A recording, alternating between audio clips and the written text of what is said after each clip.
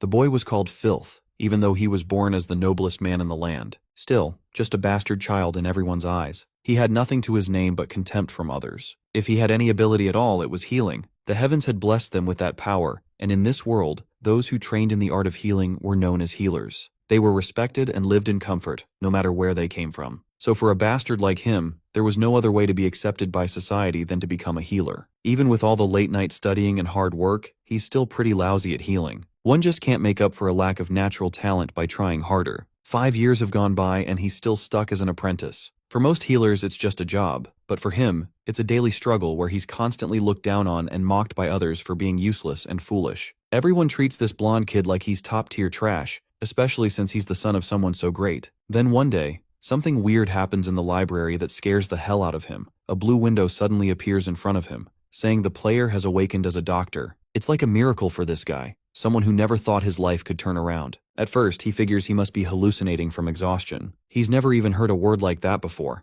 and if he had to imagine anything, he'd rather it be a healthy delusion than this. Then out of nowhere, there's a flash of light, everything goes bright, and suddenly his clothes change like he's the one in charge of an operating room. Just like that, he sees a body in front of him, bleeding out with unstable vitals. Someone calls for a transfusion, and he has no clue what's going on. Words like clamps, forceps, and levofed are being thrown around, and none of it makes sense to him, yet somehow, he knows exactly what to do. The meanings just pop into his head, like they were there all along. On top of that, he's even holding his hands above his waist without thinking, like he's keeping them sterile, and he suddenly realizes he's a doctor about to perform surgery on a ruptured spleen, which is a splenectomy. Deep down, he knows no amount of healing magic could save this patient, but medical science might actually keep him alive. Then, in a flash, he's snapped back to reality, and it feels like only a second has passed. The idea of cutting open someone's stomach to help them seems like some twisted form of healing to him, almost barbaric, like some kind of fake magic. With a nervous laugh, he tells himself it's just a strange dream from overworking. But deep down, he knows it wasn't. Somehow, he has a gut feeling that this way of healing is much better and more reliable than what's usually done. In the land of Lepentina, healing magic doesn't help many sick patients, but medical science actually gets the job done. The guy's head is spinning like crazy when a window pops up,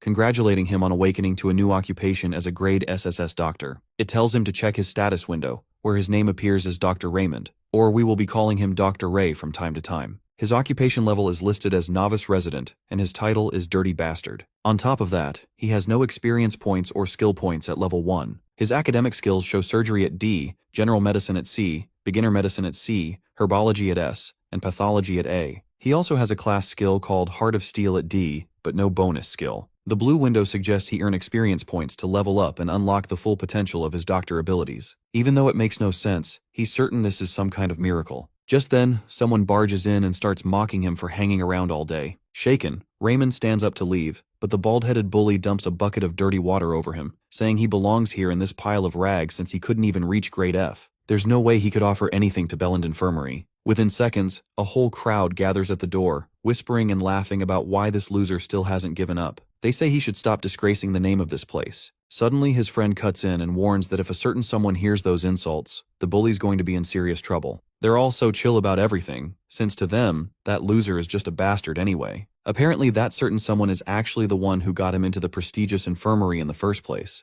But everyone's pretty sure that person only brought him here hoping he'd die in a ditch somewhere and stop being a burden. Filthy water drips from his face as he hears every word. Out of nowhere, someone calls Raymond Almond, saying that Master Lance wants to see him. Chills run down his spine and he rushes over. At the Master Healer's room, he bows to this arrogant big shot, who starts talking about how the Shadow Prince has been stuck as an apprentice for 5 years, while most people graduate in about 2. Lance mocks him, pointing out how he started a year before Ray, yet already became a senior grade B healer and a master healer. Healer Ray, sweating bullets, tries to flatter him, saying it's thanks to Master Lance's incredible talent. That's when Lance mentions how the other certified healers all agree there's no way in hell Dr. Ray could ever become a real healer. Right then, this arrogant jerk fires him from his apprenticeship. Our guy completely loses it and drops to his knees, bowing to the ground and begging for just one more chance. Lance tells him the only reason he was allowed to stay this long was because of his birth father, and that someone as useless as him would have been kicked out after just a year. Raymond is at a loss because being a healer is the only thing keeping society from writing him off as completely worthless. If he gets expelled now, there's no way he'll ever become a real healer. Suddenly, a blue window pops up, showing that Healer Ray can perform surgeries on patients. That's when it hits him. He can actually treat people using that. So, an idea sparks in his head,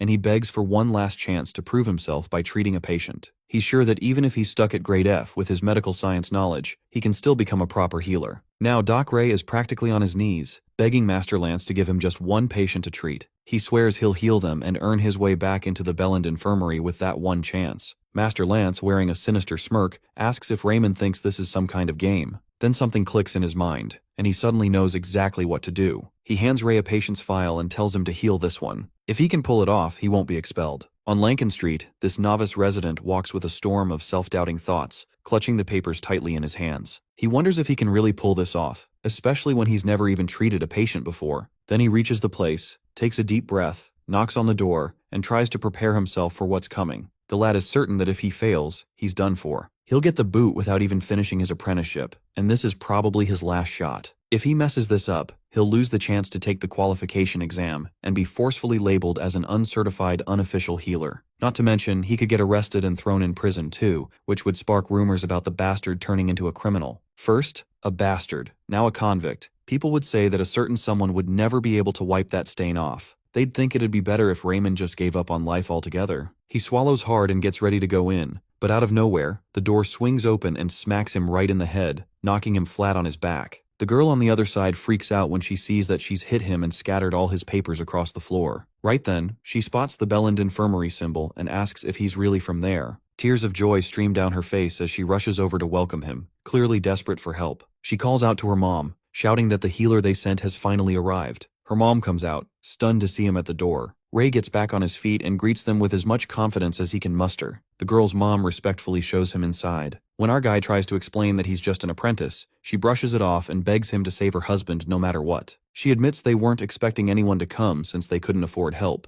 and they were preparing to watch her husband die right in front of them. After reading through the patient's history, the newbie resident sees that the man has a severe infection around his hip, something that would normally need a grade B healer to handle. But apparently, poor patients don't get the luxury of high-level treatment. Instead, they're stuck watching their loved ones slowly die right in front of them. It's the same heartbreaking scene he went through as a kid, begging the infirmary staff to save his mom. He had bawled his eyes out, promised to work harder to pay them back, and offered the only coin he had. And now it's this mom doing the begging to save her husband, and the crying daughter pleading for her father's life. After that, Raymond asks to see the patient, and the family happily shows him the way in. A blue window suddenly pops up, praising his volunteering spirit and awarding him a special bonus along with 5 skill points. He's not exactly sure what skill points are, so he checks. Turns out, they can be earned by completing special tasks or quests and later used to buy skills that help with treating patients. As luck would have it, Raymond has just received a scalpel-level medical science quest to treat his very first patient, which could earn him 10 skill points and a bonus level up. Just thinking about treating his first patient makes it all feel huge, and while he knows he's here for personal reasons, the fire inside him is burning strong. He wants to save this patient no matter what.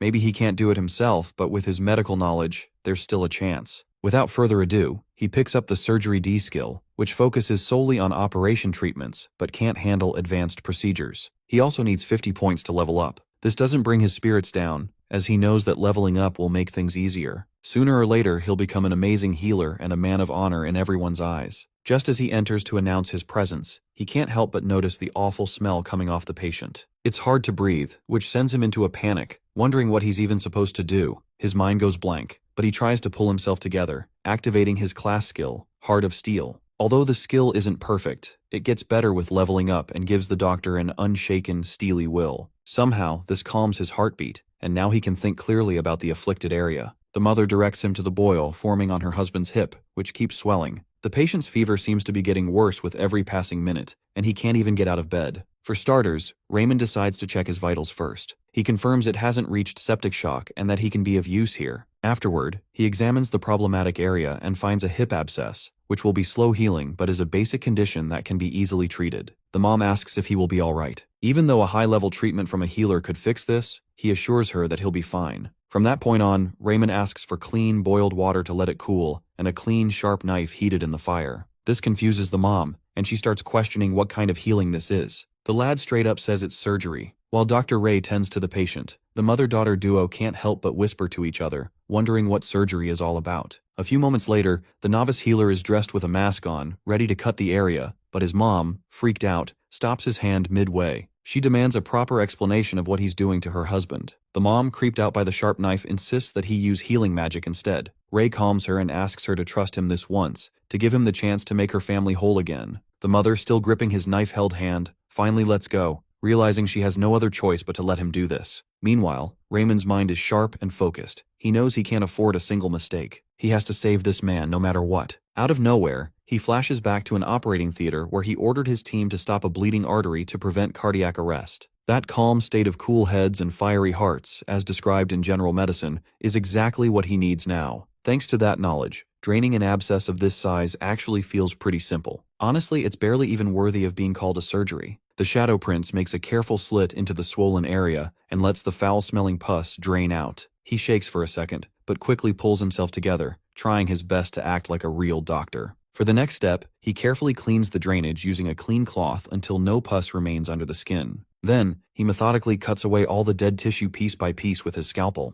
With complete focus, Raymond finishes the procedure, and the infected skin can finally breathe. To wrap it up, he treats the surrounding area with a natural antibiotic herb potion. Once done, Ray stands up and proudly announces that it's over. The mother and daughter immediately light up with big smiles, rushing over to see her husband. The newbie resident finds no trace of fever. He assures them that the recovery will take only a few more days. The mother bows deeply, thanking the Shadow Prince for doing what no one else was willing to do. She tells him how many infirmaries they had visited, how all of them demanded more money, and not a single one truly looked at her husband properly. She, overwhelmed with gratitude, calls this dirty bastard a saint for their family. That hits him harder than he expected, but what surprises him even more is when the little girl suddenly jumps in to hug him. It's the first time Raymond has ever heard words of true thanks, and in that moment, he finally feels the pure joy of saving a life. Later on, this dude goes back to let Master Lancer know he saved the guy, but Lancer doesn't buy a single word coming from what he sees as a bold-faced liar. Raymond understands, though, coming from a grade F- healer, it does sound hard to believe. He couldn't even save a life before. But healing isn't some almighty power where you just place your hands and cure any disease. In Lapentina, the healing ability works by boosting a person's vitality. As it turns out, stirring the body's vitality this way can create powerful healing effects for several illnesses, but in some cases, it doesn't make any difference at all. For Raymond's first patient, he treated a hip abscess. Boosting vitality with healing would have been completely useless as long as the infection remained in the body. Lapentina's treatment methods appear to have significant issues. They've put all their focus on healing and never bothered to explore any other approaches. Lancer, clearly irritated about this, decides he wants to see it for himself, and if this bastard's lying, he's definitely got something coming. He slams the door shut on Raymond's face. Raymond calms himself down, knowing he has done nothing wrong. Suddenly, the Windows flashes in his face to award him 10 skill points. He leveled up, and his occupation would only change when he hits level 40 from novice resident to skilled resident. Slowly, Raymond realizes his progress might make him a specialist and then a professor. Also, he got a special bonus, but he doesn't get what's extra stat points are for, though he receives one each time for leveling up. He knows attunement helps with doing surgeries, but has no clue what the stats are for. After taking a close look, he figures strength is related to stamina, and attunement is related to controlling fine, delicate movement. Intelligence uses academic knowledge efficiently, and one more feature that's hidden until the criteria are met to unlock it. He considers using his extra points on his attunement, recalling his not-so-steady hand when cleaning that abscess. Ray, thrilled and full of hope, can't believe he might really become an amazing healer someday. Even someone ranked as low as grade F- can still climb the ladder and maybe become the greatest healer Lapentina has ever seen. Just then, Lancer barges in, scoffing that the patient must have recovered on his own, and throws Raymond another challenge to prove himself at the almshouse. This time luck won't save him. But that doesn't shake Raymond's spirit. In fact, he sees the almshouse as the perfect place to start leveling up. The place is pretty much an emergency room, though there's just one problem. When he gets there, the other guys immediately start mocking him like he's some kind of high-class trash. Raymond realizes he might not even get to see a single patient. If he doesn't treat someone within the next 2 weeks, he'll definitely lose his apprenticeship. So now he's got to find a way out, and fast. With only 2 weeks to prove he's worth keeping in the almshouse, Raymond knows Lance is just waiting for him to fail. There's no luck to back him up this time. Meanwhile, the place is an absolute mess, with every healer running around like it's some kind of corporate job, rushing through patients like clockwork. At this rate, Raymond might see a patient once a year, let alone in a fortnight. Time's not on his side, so he has to make his own opportunity. Looking around, his eyes land on Hansen, an average grade C apprentice who's busy sweeping the floors. Without wasting a second, Dr. Ray grabs the broom from him and flips on his nice person mode. All smiles as he tells Hansen to take a break because he's earned it. Though his friendly nature has its limits when it comes to how apprentices act, Raymond takes on the cleaning duty just to score some points in Hansen's good books. Hansen actually appreciates the gesture. On top of that, healer Ray tells him to count on him, especially for the boring stuff like handling bandages and herbs. But then Hansen's anxiety kicks in at the thought of Ray getting close to a patient, worried it might set off the others. Sensing the nerves, Raymond flashes his classic puppy dog eyes, assuring Hansen that everything will be fine. He adds that most of the other guys stay in their rooms unless a new patient shows up, so no one's even going to notice. Still, there's a bit of hesitation in Hansen's voice, and that's when Raymond pulls out his signature victim card, pretending to sulk and offering to return the broom like a sad little kid. Hansen straight up says a flat no to refusing such an offer. It makes sense, since the almshouse cleaning job is the worst kind of hassle, and skipping it would honestly make anyone's day. Raymond genuinely means it, but he keeps the whole leveling up plan to himself. No need for Hansen to know everything. A little while later, Ray gets to bandage a patient and earns some experience points. Every time he helps a patient, his experience goes up. These small efforts are clearly working in his favor, and now it's already been 3 days. Raymond finally hits level 4 and decides to invest his extra points into attunement so he can sharpen his surgery skills. He keeps helping patients day after day, imagining the path that'll soon lead him to becoming the greatest healer of all time. From there, it'll be a rags to riches story with a 5-story marble house, endless steak feasts, and the finest wine to sip before bed. Even as the son of the greatest man in the land, he had suffered more than the lowest servant, trapped in misery inside a place meant for royalty. He used to live full of envy toward everyone around him. Suddenly someone catches him off guard, saying he can leave if he wants, and Dr. Ray is thrown off for a second. But he quickly assures the patient that the poultice is on, and they'll feel all right soon enough. This elderly woman finds Raymond super handsome and kind, at least compared to the other healers she's seen in the infirmaries. Raymond smiles and says an aching body doesn't need an aching heart from an unkind healer. It reminds him of the time his own mother suffered from back pain, which made him familiar with this kind of ache early on. The old woman then shares how, even though Lance may be gifted, his nasty attitude never sat right with her. But today, thanks to the Shadow Prince, she's leaving with a warm heart and a big smile. After this, Raymond's blue screen unlocks Friendly Healer, thanks to his kindness toward the patient, earning him 5 skill points and a boost in reputation. He knows skill points have something to do with his performance, so after wishing the old woman a good day, he gets back to his chores. With no other choice, he's stuck cleaning again, and the awful smell around the place definitely needs some serious scrubbing. He remembers how Lepentina never really cared much about cleanliness. Even Hansen couldn't get the job done right. Raymond smacks his head, knowing a contaminated facility is terrible for a patient's health. Cleanliness is a pillar of medical science after all. So, he motivates himself by picturing his future wealth as a successful doctor. He scrubs like his life depended on it. He's practically turning the place brand new, and even swears he'll hire a personal cleaner once he makes it big. Though his joints are aching now, he wonders if boosting his strength stat would help. Just then,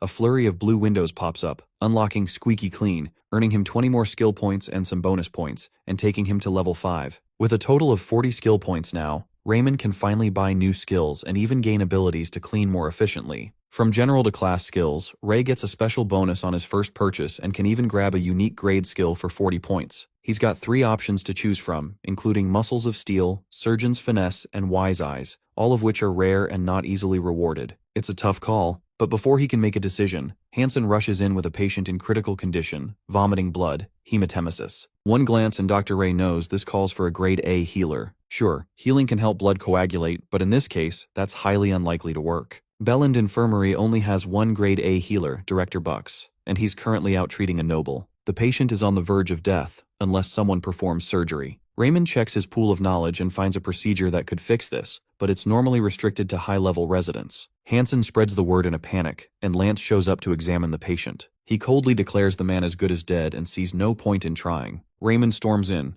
challenging that mindset and asking how they can give up without even trying. He urges Lance to act since he's a grade B healer, and maybe he still has a shot. But Lance is fed up with Ray, wondering where the nerve comes from when the guy's been a failure for 5 years. Lance tells him that if he thinks he's so smart, he should save the patient himself. Raymond knows it's a losing bet, but at this point, the patient's going to die either way. If the man dies because of him, he'll be blamed and thrown out for sure. Just then, the blue window pops up, unlocking Passion of the Healer with the difficulty set too high, allowing Raymond to treat a patient beyond his actual skill level using sheer willpower. He even gets a double level up and 30 skill points. A new medical science quest begins, and Dr. Ray knows that if he messes this up, failure awaits. But when the patient begs him to save his life, Raymond realizes that if he doesn't act now, that man is as good as dead. The hematemesis patient is practically begging Raymond to save him, and Bro knows that if he does nothing, the man will die, and with him, any hope our boy has of staying in the almhouse. But he also knows this case is way beyond his skill level, and if he tries and fails, the result might still be the same. It would honestly be smarter to stick with easier cases for the next 2 weeks. Still, his conscience won't let him walk away from the patient's desperate coughing and pleas for help. He silently prays for strength, and out of nowhere,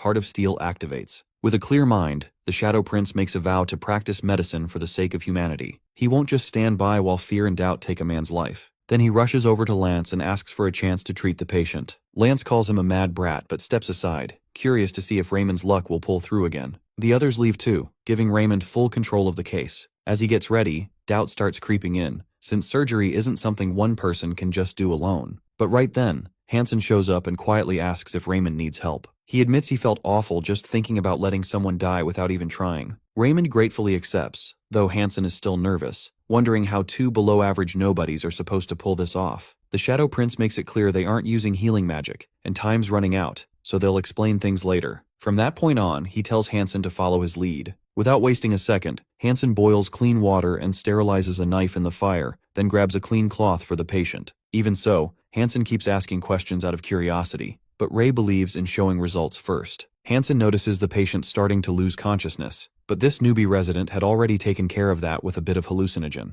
Raymond can't believe he actually prepared some catgut just in time, since the mages in the tower use it all the time. Catgut is a material made from animal intestines that's used to stitch wounds and naturally dissolves inside the body. First things first, Raymond sanitizes the operation site. Hansen, clearly curious, asks what he's doing, and Dr. Ray casually says he's about to perform surgery. The moment he makes the first cut into the patient's stomach, Hansen nearly screams from the shock, calling it blasphemy. Raymond knows how this abdominal operation works, but seeing the fat and muscle tissue up close makes it hit differently. He feels dizzy and more than a little grossed out. Just then, Heart of Steel kicks in, and Dr. Ray gives himself a little pep talk about becoming the best healer in the land. The thought of people admiring him, along with dreams of future wealth and recognition, pushes him to finish the midline incision. Hansen is still totally freaked out and even considers stopping him. But then he sees Ray pouring everything he has into this and remembers just how weak he used to be. Then they spot the yellow fluid leaking from the duodenum, and sure enough, it's a perforated ulcer. Raymond clearly remembers the procedure. He needs to tie off the blood vessels feeding the area and plug the hole. All of a sudden, Healer Ray tells Hansen to lift the left organ, and the dude nearly loses it just hearing that.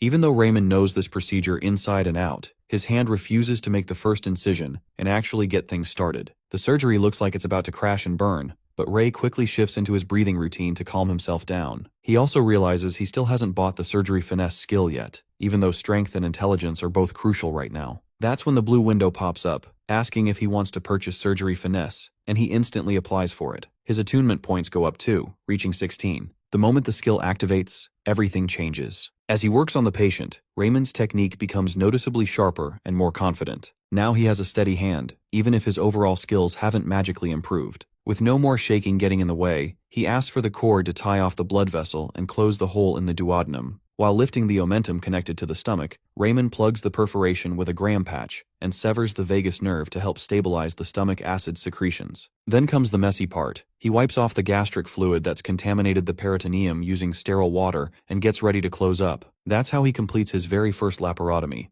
and to his surprise, it unlocks the achievement Father of Surgery, reserving his name in history as a pioneer for future healers. He earns 10 skill points, along with a level-up bonus for successfully treating a case way above his grade. On top of that, he becomes a passionate healer and scores another 30 skill points with some extra bonus leveling. Out of nowhere, Raymond's eyes well up with tears of joy, totally freaking Hansen out. Dr. Ray, with a shaky but warm voice, whispers that he really did it. Word spreads fast, and Lance is absolutely stunned when he hears Raymond actually healed the patient. The informant says he has no clue how it happened, but somehow the patient is recovering just fine. Lance storms off to see it with his own eyes, knowing there's no way a grade F- could have pulled this off. He bursts through the door only to find the great healer and the patient casually chatting like old friends, and Lance has absolutely no idea what kind of miracle he just walked in on. The patient says he owes Raymond big time for saving his life, but Ray tells him to take it easy since they're not out of the woods yet. Suddenly, Master Lance bursts in, yelling and demanding to know if the director healed the patient. The sudden entrance catches Raymond off guard.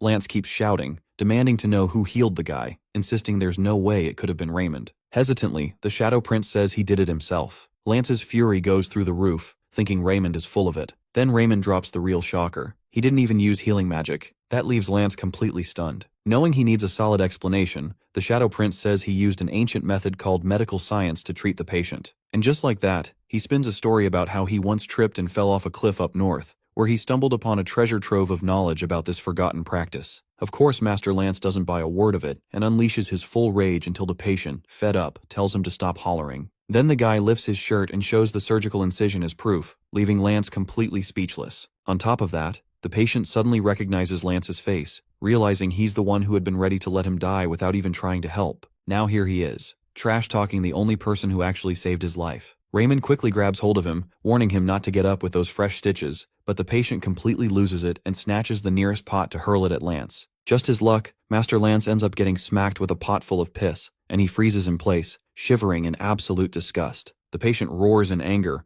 warning that he's got a bucket full of feces ready to throw if Lance doesn't get the hell out. Lance bolts out of the room, and the patient shakes his head in disbelief, wondering how someone like that could call himself a healer. He apologizes for making such a mess, which only adds to the Shadow Prince's worries. But to him, it's all worth it. Raymond thanks the patient for standing up for him. After that, the rumors spread like wildfire. People say Raymond just got lucky stopping the bleeding and has no clue what kind of nonsense this so-called medical science even is. When hearing all that, the novice healer isn't surprised at all. He expected it to go this way, since his success didn't do anything to change his reputation in Lepentina. While he's busy scrubbing the floor in the almshouse, Hansen watches him quietly from the side. Then, out of nowhere, Hansen calls out to the Shadow Prince and says he has a change of heart. He snatches the broomstick and takes over cleaning, which completely throws Raymond off. He can't help but notice Hansen's behavior has shifted. Out of the blue, Master Lance lurks out from the shadows and creeps up on him. Healer Ray feels a sudden chill, like someone's watching him. When he turns, he sees Lance's face full of disgust. Somehow, his attitude toward Raymond has changed since that day. Those nasty looks have gone from rude to straight up scary. Even though this kind of behavior used to bother him a lot, Raymond now completely ignores it and doesn't feel a thing. Meanwhile, Lance is fuming like a pressure cooker ready to blow, but none of that shakes Raymond's peace of mind. He's off in his own little world, dreaming about his future as the greatest healer in the land. In his daydreams, he's bathing in gold coins and imagining a life where all the nobles grovel at his feet. But just as he's enjoying the fantasy, a strange chill creeps up his spine. His soul senses something eerie, and sure enough, it's Master Lance sneaking up beside his ear. Raymond turns to him with his best nervous smile, already sensing something is off. With a sly grin, Lance drops the bomb, and Dr. Ray is officially set to depart for the upcoming Royal Name Day celebration. That's something Raymond never expected, and just the thought of it sends a cold wave down his spine. Lance practically yells it in his ear, and Dr. Ray can hardly believe what he's hearing. It's clear now. Lance made this bold move to crush his strange little practice by signing him up for the royal event, probably hoping Raymond will crash and burn in front of the entire nation. And here Lance is, acting like he's doing him a favor. The Name Day celebration is actually a banquet held every year at the royal palace to honor the first king's birthday, and all the nobles show up to celebrate it. Because of the high-profile crowd, the palace healers often fall short in numbers, so extra hands are called in. Every infirmary sends one healer to attend, and being chosen means your skills have been officially recognized, which is a huge honor for any healer. Still, something feels off to the Shadow Prince, even as Lance smugly brags about how only the best apprentice gets such a prestigious chance. While Lance goes on and on about how the Shadow Prince saved a patient with internal bleeding, calling it proof that he's worthy, Raymond sits sulking in the shadows. Through gritted teeth, he mutters, "Monster," under his breath, realizing this is just another setup to humiliate him. The palace is nothing but a nightmare to him, and the memories of the last time he was there come flooding back. How some guys kicked him in the gut like he was a stray dog, told him to die just for being born, like his very existence brought them misery. Compared to that hellhole, the infirmary has been heaven. All the palace ever gave him was beatings and crashes and insults. He was always mocked and blamed for bringing shame to their father's name. They used to call him the Shadow Prince, a nickname that still stings. Even his father turned his back on him, because in the chivalrous kingdom of Houston, a bastard child like him was never supposed to exist. The king's one mistake became Raymond's curse, branding him as a filthy disgrace that tainted the royal bloodline. Now Lance has the nerve to send him back to that place for the festival. Raymond breaks the silence by asking if it has to be him, saying he's totally open to letting someone else take the lead. Master Lance presses him, asking why he's trying to pass up such a golden opportunity, then reminds Raymond that he still holds the authority to decide when his apprenticeship ends. That hits hard, making Raymond rethink everything all over again. He feels like punching this smug jerk, his hand trembling with frustration. Out of nowhere, the window pops up to announce Raymond's next quest, Savior of the Banquet. His mission is to make it through the entire banquet without a single casualty. The quest is graded half scalpel, with high difficulty, and the condition is simple. attend the banquet to the end and make sure no one dies. If he pulls it off, he'll earn triple experience for leveling up, gain 30 skill points, boost his reputation, and even win someone's favor. This whole thing weirds the doctor out, making him wonder why the reward is so generous, and even 3 times greater than the last quest. The high difficulty bothers him too, and he starts thinking it might be a sign that something serious is about to go down at the banquet. That thought only adds to his anxiety, but despite the nerves, he jumps at the opportunity to go. Still, he's not going for free. In exchange, he demands a healing certification exam sometime after the festival. Honestly, the only reason Raymond signed up to work at this infirmary was because of that exam, and there's no way he would have agreed to this hellhole mission to the palace without something in return. Lance visibly flinches at the thought of letting a grade F- rookie sit for the certification exam. Raymond fires back at Lance, reminding him that he was the one who chose him as worthy enough to attend the royal event. That surely hits a nerve. Then Lance thinks of his next comeback and throws out a challenge. Raymond will only get his way if he performs flawlessly at the banquet. And just like that, Raymond feels like he's hit the jackpot, finally getting closer to his goal. He's on cloud 9, thrilled at the chance of proving himself worthy to take the exam. As soon as he gets that certification, he'll be out of here faster than lightning. And best of all, he won't have to see Lance's disgusting face ever again. Just the thought of it fuels him even more. Afterwards, Raymond finally heads off to the castle he absolutely hates to his core. It's been 5 years since he left that place, and not once has he looked back. Just one glance at it brings up all the traumatic memories that make him want to rip his hair out. He starts flipping out, seriously wondering if it's too late to just turn around and run. Still, Raymond's pretty sure Lance can't fire him after he managed to treat that patient with hematemesis. It's almost guaranteed that Master Lance will roast him anyway, but compared to what he's already endured, that would be child's play. To make things worse, Raymond keeps thinking his skills are still terrible, and he's not even confident he can actually help anyone at the palace. The place will be crawling with top-tier healers from all over the kingdom, which makes him feel like he won't even be needed. But then, a thought clicks. If there's someone who can't get treated by anyone else, that person might die. That idea hits hard, and before he even realizes, his feet are already moving, carrying him farther toward the palace. Even though everyone in that place once treated him like first-class trash, something shifts inside him. Healer Ray finally stops running from it all and tells himself that he's done nothing wrong, so there's no reason to keep running now. Apparently, being born a bastard wasn't his choice to begin with. His father, who happens to be the king, is the one to blame for this whole existential mess, and Dr. Ray's the biggest victim of it. In the past, he would have just kept running from everything, but now his morals won't let him risk letting a patient die when they might need him most. He reminds himself that he's here to treat people, not to serve the palace or anyone in it. Suddenly a window pops up, informing him that his heart of steel has temporarily risen to grade A, triggered by him facing his fears for the sake of patients. He actually feels something warm in his chest, calming down his jittery nerves. He can sense the effect of an A-grade skill kicking in as his pulse starts to settle. With a clearer head, his thoughts shift, and he realizes he could even make a fortune saving a noble's life. Just the kind of motivation he needed to get hyped up. On top of that, Raymond decides to buy a new skill to make things easier for himself. He opens up the skill marker and chooses the bonus skill option, only to be shocked when he finds out that skill points can actually be used to learn magic. His heart races with excitement at the thought of maybe one day surpassing real mages, especially with how strange and unique his powers are. Aside from that, he browses through other skill options. He sees Friendly Doctor, Efficient Records, and Facing the Boars listed under common skills. He figures his low level might be hiding some of the more special ones for now, but the thought of the upcoming royal event being swarmed by boorish guests makes him pick the one that fits the situation best. After purchasing Facing the Boars, Raymond receives 30 skill points. The skill lets him react quickly and smoothly when dealing with rude or ill-mannered people, which sounds perfect for what's coming. With everything set up, the novice healer is ready to get moving. Back at the Houston Kingdom, guests are busy praising the king, calling him the greatest for ruling so smoothly and effectively.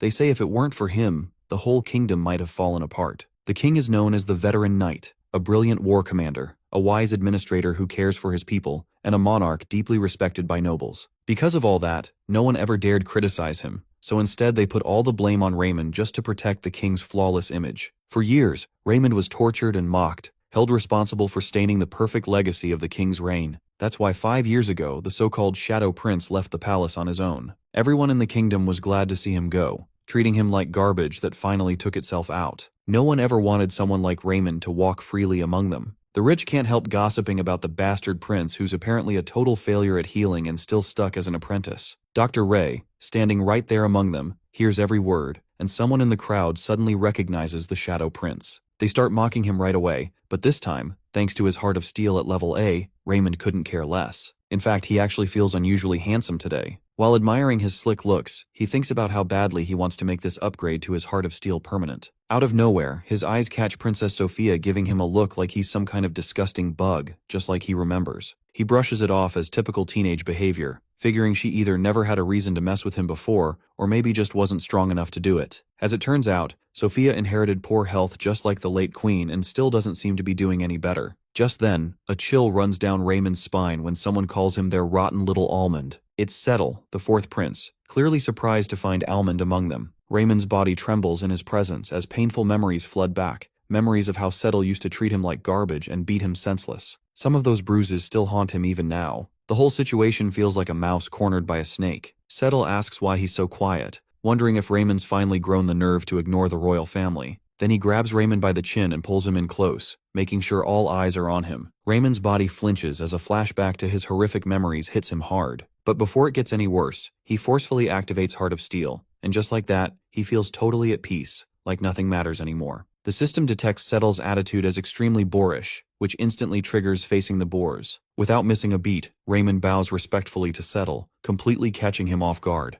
Settle is baffled by the sudden display of manners, especially since Raymond has never even spoken to him before. What really throws him off is how calm Raymond is now, considering he used to shake like a leaf just being near him. The redhead stands there confused. Just as he's about to throw his drink in frustration, Ray, looking all innocent like a cute bunny, asks if Settle came over because he's feeling any aches or pains. Settle straight up freezes on the spot, not knowing what the hell that's supposed to mean. Raymond calmly explains that Settle just stepped into the healer's zone, so he figured the prince might need some health care or something. Even though Settle insists he's fine, deep down, he knows something feels off with Ray. Still keeping it polite, Healer Ray tells him he's welcome to head back to the main hall and enjoy the rest of the banquet. That only makes Settle more irritated, especially as Raymond casually turns to the man next to them, who had just sat down after a sudden wave of vertigo. With a gentle touch, Raymond supports the old man and assures him he'll treat whatever illness is stopping him from enjoying the royal banquet. Meanwhile, Settle is still standing there like a statue. Raymond glances back to check on him, which makes Settle even more furious, realizing this little rat is trying to push him away. So, Settle decides to play along with Ray's rules and fakes an illness. Raymond asks him to describe his condition so he can take a look. Settle is faking some vague symptoms, like being tired and having no energy, figuring the healer will have a hard time proving it's not real. This fuels Settle's intense desire to destroy him for his weak excuse. Dr. Ray, with a sigh, calmly diagnoses him with excessive drinking. Even seeing his awful brother doesn't cause the slightest change in his aura. He straight up attacks Settle's alcohol abuse daily, which disturbs bodily functions,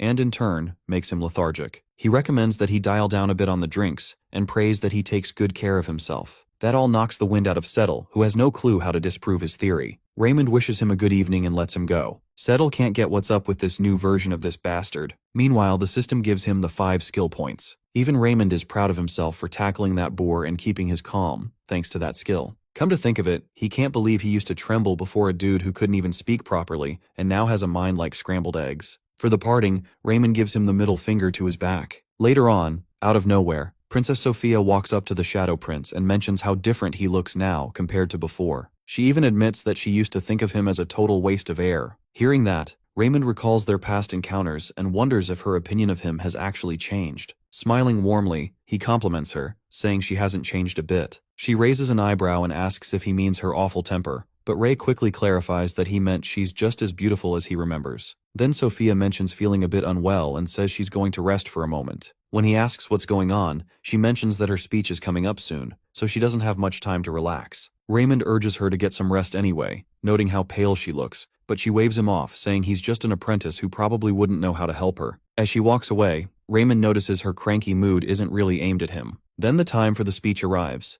and Sophia steps forward to greet the crowd gathered for this year's name day celebration. Everything seems fine until Raymond spots something off about her. She starts huffing, and suddenly her heart begins pounding in her chest. Without warning, she trips and collapses, causing panic among the audience. A group of healers rushes over at once, and that's when it hits Raymond that Princess Sophia is actually part of his quest. Quickly, the royals called for healers to tend to her. One of them stepped forward and used healing magic, but it didn't work at all. That sent a wave of panic through Raymond's chest, especially since even a grade A healer couldn't make the slightest difference. Doubt crept into his heart, making him question whether he was even qualified to step in. The pressure was intense, and the thought of messing up and facing the consequences made his legs weak. For a moment, he seriously considered pretending he hadn't seen anything, especially since he and Sophia never exactly got along from the start. When he's just starting to unlock his new abilities and pursue his dreams, the thought of his life ending now feels incredibly unfair. He tightens his lips, and Sophia's recent words echo in his mind about how he's changed. It wasn't a perfect apology, but Ray's heart simply won't allow him to give up after that. Raymond grits his teeth. He's not letting Sophia kick the bucket before she gives him a decent apology. Then she can go for all he cares. Without wasting another second, Dr. Ray steps forward and announces that he'll handle it, making everyone turn their heads. The palace healers tell the so-called apprentice to back off, saying this is way out of his league, but that's not stopping Raymond. He charges ahead at full speed to reach Sophia. At that very moment, his heart of steel levels up even higher for making the call to treat an emergency patient. Even though a bunch of healers try to stop him, Raymond pushes through and gets to Sophia. She glances up weakly, saying she'll definitely die if he doesn't help her. Raymond immediately checks her carotid pulse and realizes she's in cardiac arrest. The only thing left to do is jumpstart her heart so the blood can start flowing again. In no time, he clasps his hands together and places them on her chest, pumping hard to jumpstart her heart. The crowd instantly erupts in outrage at the sight of someone touching a princess like that, but Ray shouts that it's for her own good. Just as the healers move in to shove him away, the king steps into the scene, and his presence shuts everyone up. That's when the king catches sight of Ray pumping Sophia's chest, and urgently asks the healers if their methods can save her. When none of them answer, he explodes in anger and orders the good-for-nothing losers to let Raymond do whatever he has to. Meanwhile, the novice healer is in a panic, struggling to understand why her heart still isn't responding. Sweat trickles down his forehead as his mind races for a solution. Knowing every second counts, he keeps performing the chest compressions, but a wave of anxiety crashes over him,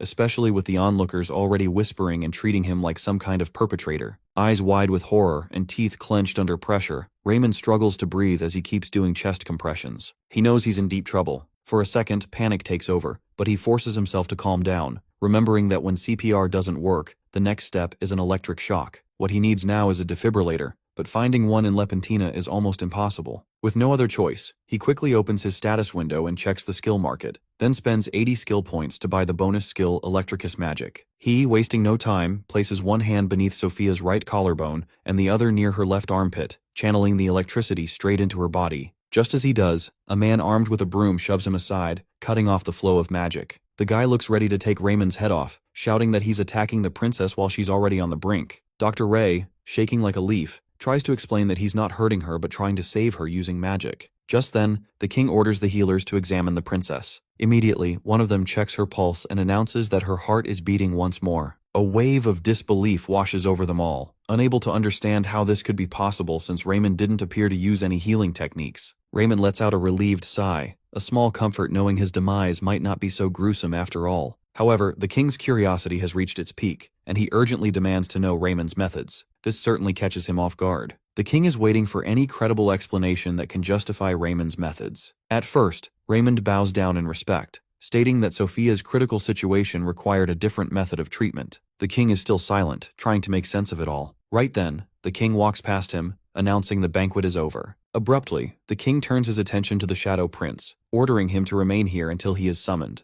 This adds to his worries, with no clue what he wants, especially when they haven't talked in the last 5 years. Going back in time, Raymond's first encounter with his father occurred shortly after his mother passed away. He was starving and alone in a dilapidated house when the door creaked open. The king's healer examined Raymond's mother and pronounced her dead. Deep down, the king understood that without the best medical attention, this boy wouldn't survive either. Without hesitation, he scooped Raymond up in his arms and rushed straight to the palace, giving the healers a firm order to save him at all costs. News of this spread quickly among the people, with the king ensuring everyone knew the boy's life was paramount. That was the last time Raymond ever heard his father's comforting voice. He was saved, yet they never spoke a single word to each other. As an impure child, his very existence was considered wrong. Even now, the memory of the physical and emotional abuse still stings, and he often wishes his father had simply left him to die. The phantom pain of his childhood arm injury, the feeling of blood seeping, remains vivid even now. Out of nowhere, the status window suddenly pops up, flashing a notification that the quest Savior of the Banquet has been completed, rewarding him with 30 skill points. Raymond had completely forgotten about the quest reward in the middle of all the chaos. On top of that, he levels up 4 times and racks up a total of 60 skill points. As if that wasn't enough, he also earns a solid boost to his reputation and unlocks a new achievement for saving a VIP. The lad is over the moon, fully convinced that everything he just went through was totally worth it. As he hops around in pure joy, he casually refers to the king as His Majesty instead of Father,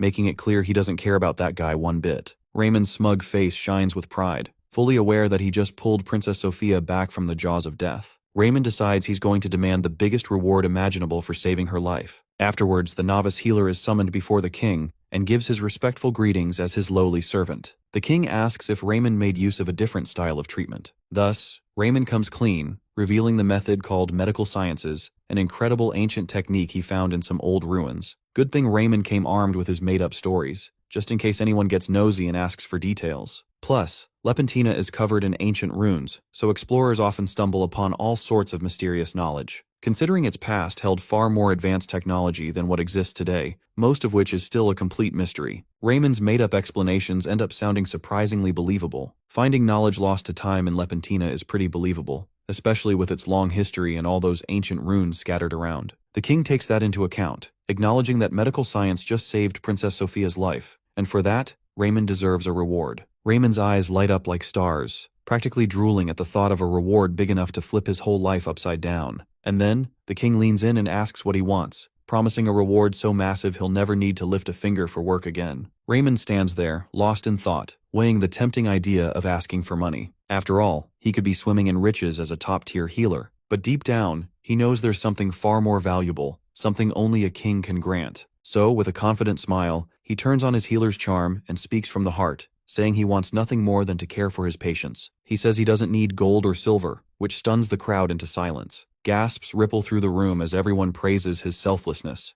amazed that someone like him would turn down wealth for the sake of others. Even the royal healer can't believe such words came from a so-called bastard. Deep inside, Raymond knows nothing beats money, but playing the noble healer earns him something even greater. With all eyes on him, he finally asks for the king's official endorsement, the royal seal of approval, so he can dedicate himself fully to helping others. The room goes quiet, stunned by the sincerity of his request. What the king gathers from Raymond's dramatic plea is that the young healer wants to make his way of treatment method officially recognized. Dr. Ray, deep down, is worried that the healer community might come after him for using unorthodox methods. They could easily label everything he did as dark magic and pressure the Tower of Healing to ban such practices altogether. To avoid that nightmare, the king's approval is the only shield he's got. Realizing the truth behind Ray's concern, and the fact that this same approach saved his daughter's life, the king has no choice but to declare medical sciences an official method of treatment. With that, Raymond finally achieves one of his goals. But he's not done yet. Looking back at the king, he politely mentions that there's just one more thing he needs. Yet again, Raymond plainly explains that he has no desire to claim gold or silver from the king. However, as a healer, he hopes to enjoy at least a little glory. He takes a deep breath and states that the king must grant his permission for him to receive the Bringor Award. The Bringor Award is something the royal family gives only for the most outstanding and meaningful deeds. The crowd in the back starts whispering among themselves, saying that the Bringor Award only comes with honor and nothing more. They watch in disbelief as this man asks only for prestige,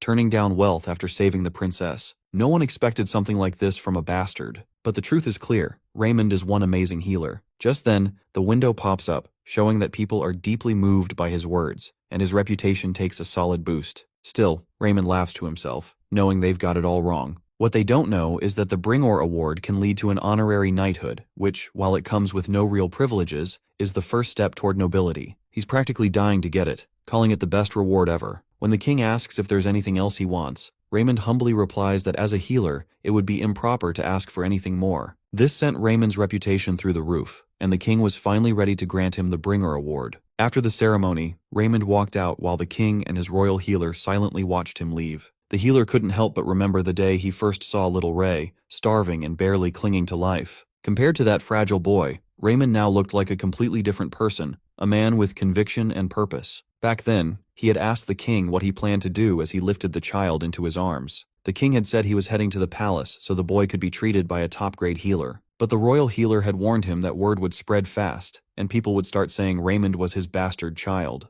The woman had left as soon as she learned who the king was, and never sent a single letter to the palace until the day she died. The healer had argued to let the boy die instead of risking disgrace to the throne and to the king's dignity. But the king had stayed firm in his decision and brought Raymond to the palace anyway. However, Garmin knew the only way to protect his reputation while possibly saving the bastard was by showing absolutely no emotion toward the boy, no matter what happened. The king's judgment worked out perfectly, and no one criticized him for it, mainly because they had a better target to focus on, like Raymond. The healer wished Raymond had just been some countryside noble's bastard, so things wouldn't have gotten this complicated. Still, He silently thanked the heavens for the blessing of medical sciences that gave him the chance to turn his life around. He figures that his chosen method might at least deliver results equal to a mid-grade healer, which would be enough for him to make a decent living. For a bastard like Ray, even that is a big win. The king stays silent, offering no comments. Meanwhile, Raymond returns to the Belland Infirmary, where everyone welcomes him warmly, stunned to hear he received the Bringor Award. People around here aren't even using his name anymore. They're calling him Almond instead. Some of them are clearly envious and act a little distant, especially with their long history of mistreating him. Nobody, not even Lance, ever imagined Raymond could pull something like this off and make it big. Even Lance is walking on eggshells around him these days. Just then, Raymond demands to know if Lance still has a problem with giving the certification exam. Lance flinches the moment he sees Ray, awkwardly calling him sir without much reason behind it. Dr. Ray, of course, doesn't let it slide. He keeps pushing Lance to say his name again and again,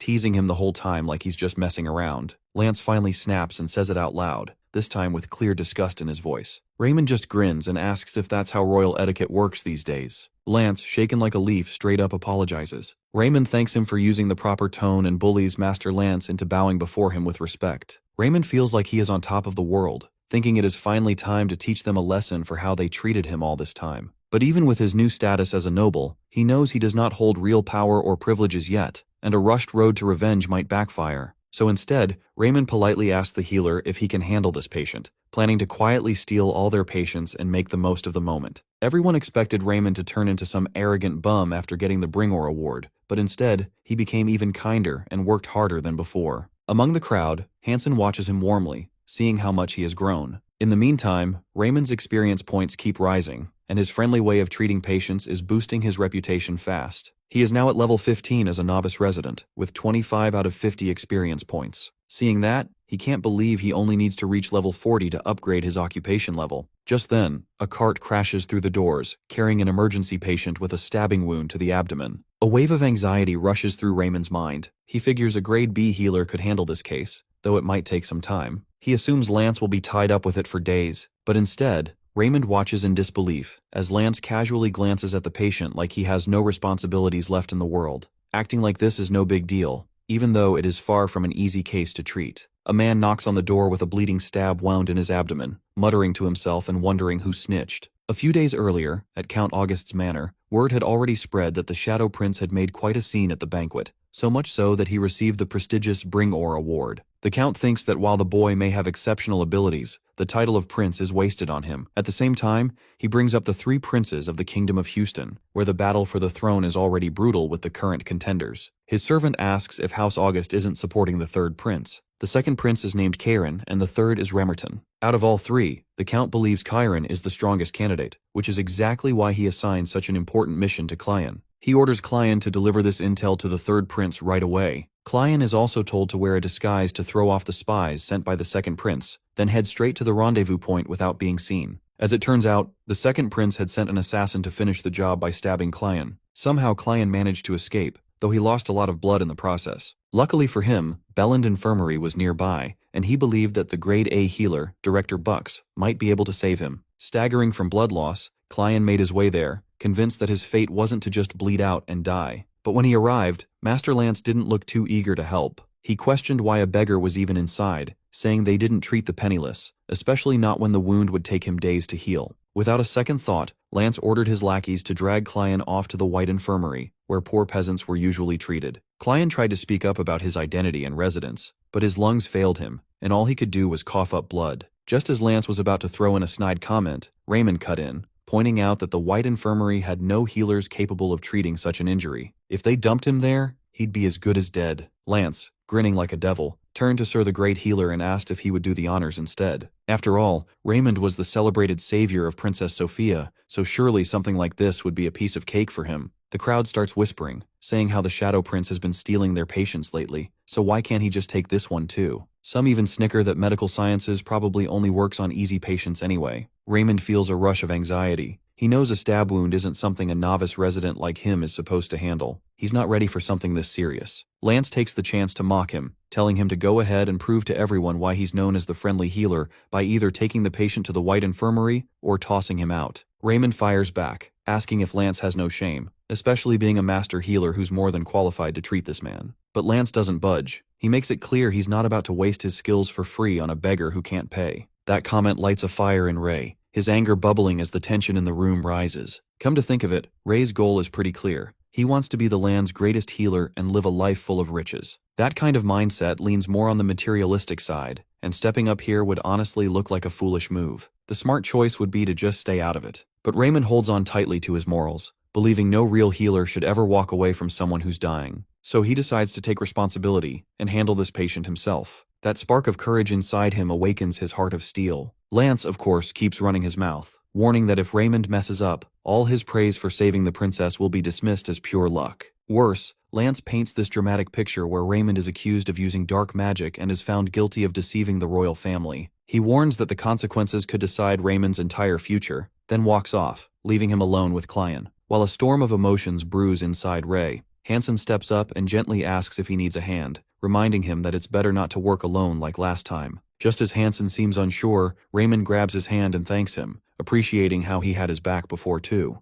Hansen's words, that he's done this once already, give Raymond the boost he needs, making him feel like this might actually be a walk in the park. Without wasting time, he asks for sterile boiled water, a knife, and a needle heated in flames, making sure the surgical area gets cleaned right away. Afterwards, both Lance and Hansen suit up with their masks on. Raymond quickly realizes that a blood transfusion is necessary, but since Lepentina doesn't have the proper tools for that, he decides to make do by keeping the patient's vitals stable with a steady flow of saline solution. He activates Surgeon's Finesse, a skill that boosts his attunement, making his hands sharper and more precise for surgery. With that, he makes the incision, confident that his attunement has doubled since the last time, which makes everything feel a bit smoother. As the blood starts to spill out, Hansen catches a glimpse and flinches. He's never seen so much blood oozing at once. He nervously asks if this much blood loss isn't dangerous, while Raymond struggles to locate the source of the wound through the thick, dark pool of blood. Hansen looks down in shock, like he's never witnessed anything this intense before, and Dr. Ray's hands start to tremble with fear. Hansen calls out, clearly wanting to help,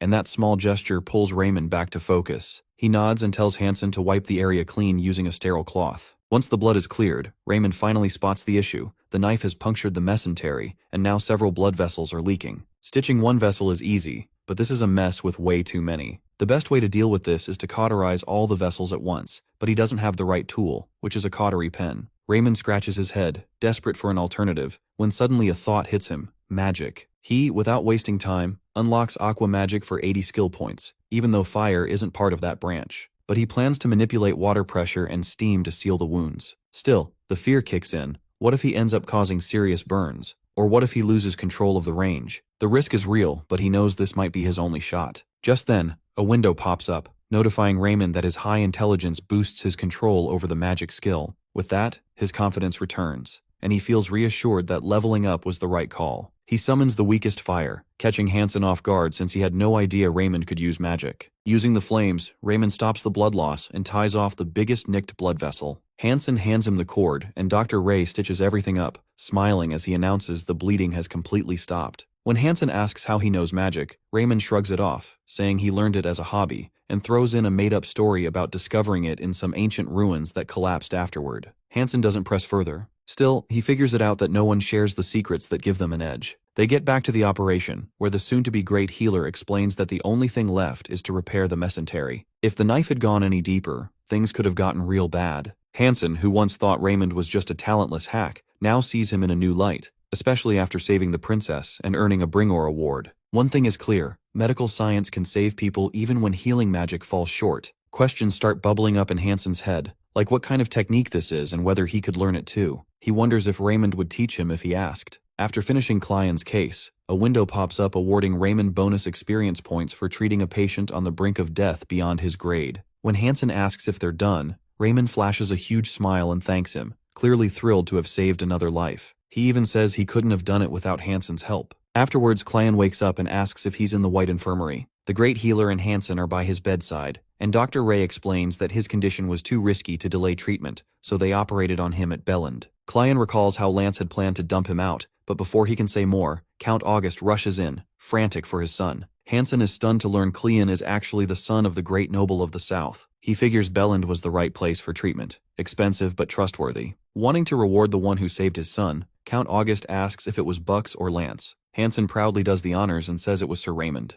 Clion quickly realizes it's the Shadow Prince, the same man who saved the princess. Hansen adds that while Lance was ready to toss Clion into the White Infirmary, it was Raymond who stepped up and took the risk. That's all Count August needs to hear before demanding to know why his son was nearly thrown out. Hansen explains that Clion's disguise made him look like a penniless beggar, which is more than enough to enrage the noble. In the meantime, Lance's lackeys show up late with the news, only after everything is already done. He's stunned to hear that such a high-ranking noble is visiting Belland, and quickly decides he has to meet him as the master healer. Still, he's clueless about why someone of that status would come here when no nobles are admitted. When Lance finally shows up, he gives a long-winded, overly respectful introduction, trying to impress. But the Count stares him down with pure disgust and bluntly asks if he's the one who left his son to rot. Lance stammers, asking how he could ever let a noble's son die, saying this must all be a big misunderstanding. But the rage in August and Cleon's eyes says otherwise as they glare at him furiously. The heavy tension sends chills down Lance's spine, and that's when it hits him. The patient he tried to kick out was actually Count August's son. Desperate to cover it up, he claims he had assigned his best man, Sir Ray, to treat such an important patient, even bringing up how the Shadow Prince saved the princess too.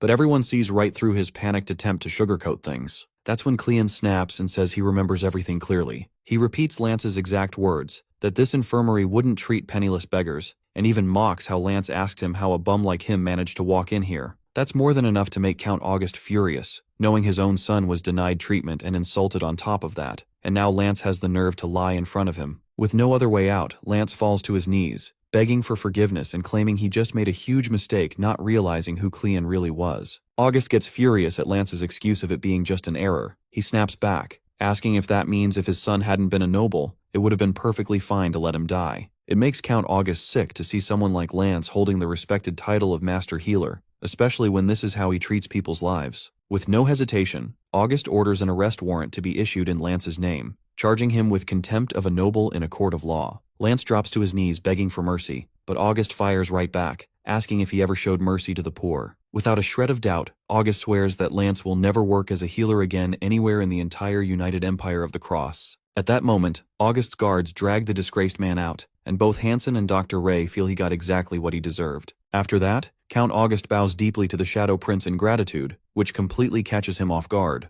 Raymond humbly asks him to raise his head, saying he only did his duty as a healer, but August insists he owes Raymond a great debt for saving the heir to House August. That definitely sounds like reward time, and for a brief second, Dr. Ray imagines himself being showered in gold. However, Count August is already aware of what Raymond said at the name day celebration, and believes that, as a healer of true integrity, wealth means nothing to him, even if offered by the king. That leaves the Count unsure of how to compensate him. While Raymond throws a tantrum inside of needing money, Count August decides to make Raymond a friend of House August. When Raymond asks why, August explains that while the Bringor Award holds no real power, as their friend, the power can come from their house instead. It suddenly clicks for Ray. With noble backing, he won't be dismissed as a nobody, and he won't risk upsetting House August. Raymond feels honored but humbly insists that he still has to charge for the treatment, as it's the infirmary's policy. So, he goes ahead and issues the bill, confident that this time, they'll actually get paid. August and Cleon both feel incredibly awkward at that moment. Cleon eventually breaks the silence, asking why Raymond offered his services for free, especially since his death could have advanced the second prince's conspiracy. By doing so, the third prince and House August would have been in serious danger, making any reward seem insignificant. Cleon then goes on to explain how the battle for the throne is only going to get tougher,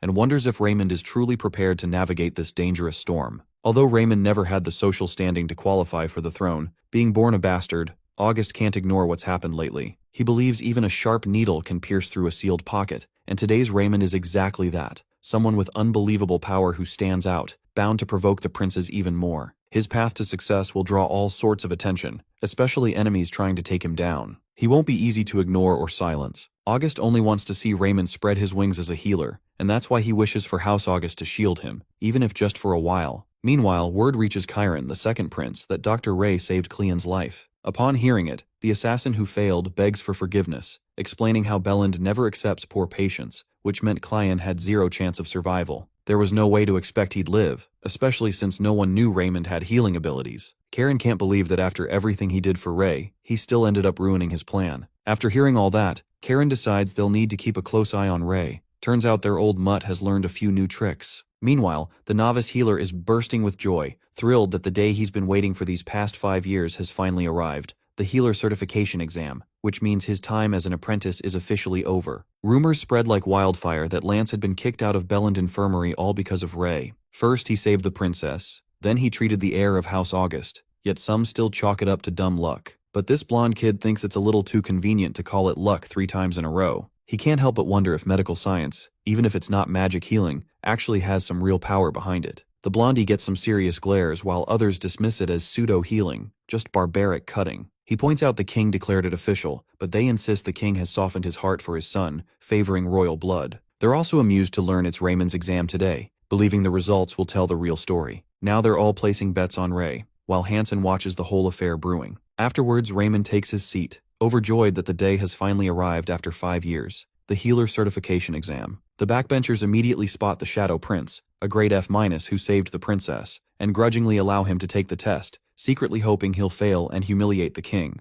Their gossip sends a wave of anxiety through Raymond as he wonders what will happen if he flunks. No second chances, just being branded good-for-nothing trash again. Hansen, sensing his panic, asks what he plans to do if he passes. After 5 years of apprenticeship, surely he has something he wants to pursue once he's certified, right? Raymond thinks for a moment of feasting on meat, beef, steak, all kinds of rich food, and almost drools at the thought. But that's not what Hansen is looking to hear. So Raymond reflects on his apprenticeship days, remembering that all he ever wanted was to help patients. Without a second thought, he tells Hansen he'll proudly treat patients and dedicate his life to their care. Honestly, Raymond likes helping people and seeing those how he helped. He wishes to feel the feeling more. This activates Heart of Steel with HSI generous thoughts, and Dr. Ray is calmed down, finally breaking through how Heart of Steel works. Just thinking about HSI work will switch it on. Hansen really wishes Ray get through this exam, while that blondie kid watches those two chatting, seeing how the Shadow Prince is so confident today. Right then, Ray gets called in before the examiners, confirming his grade to be F-.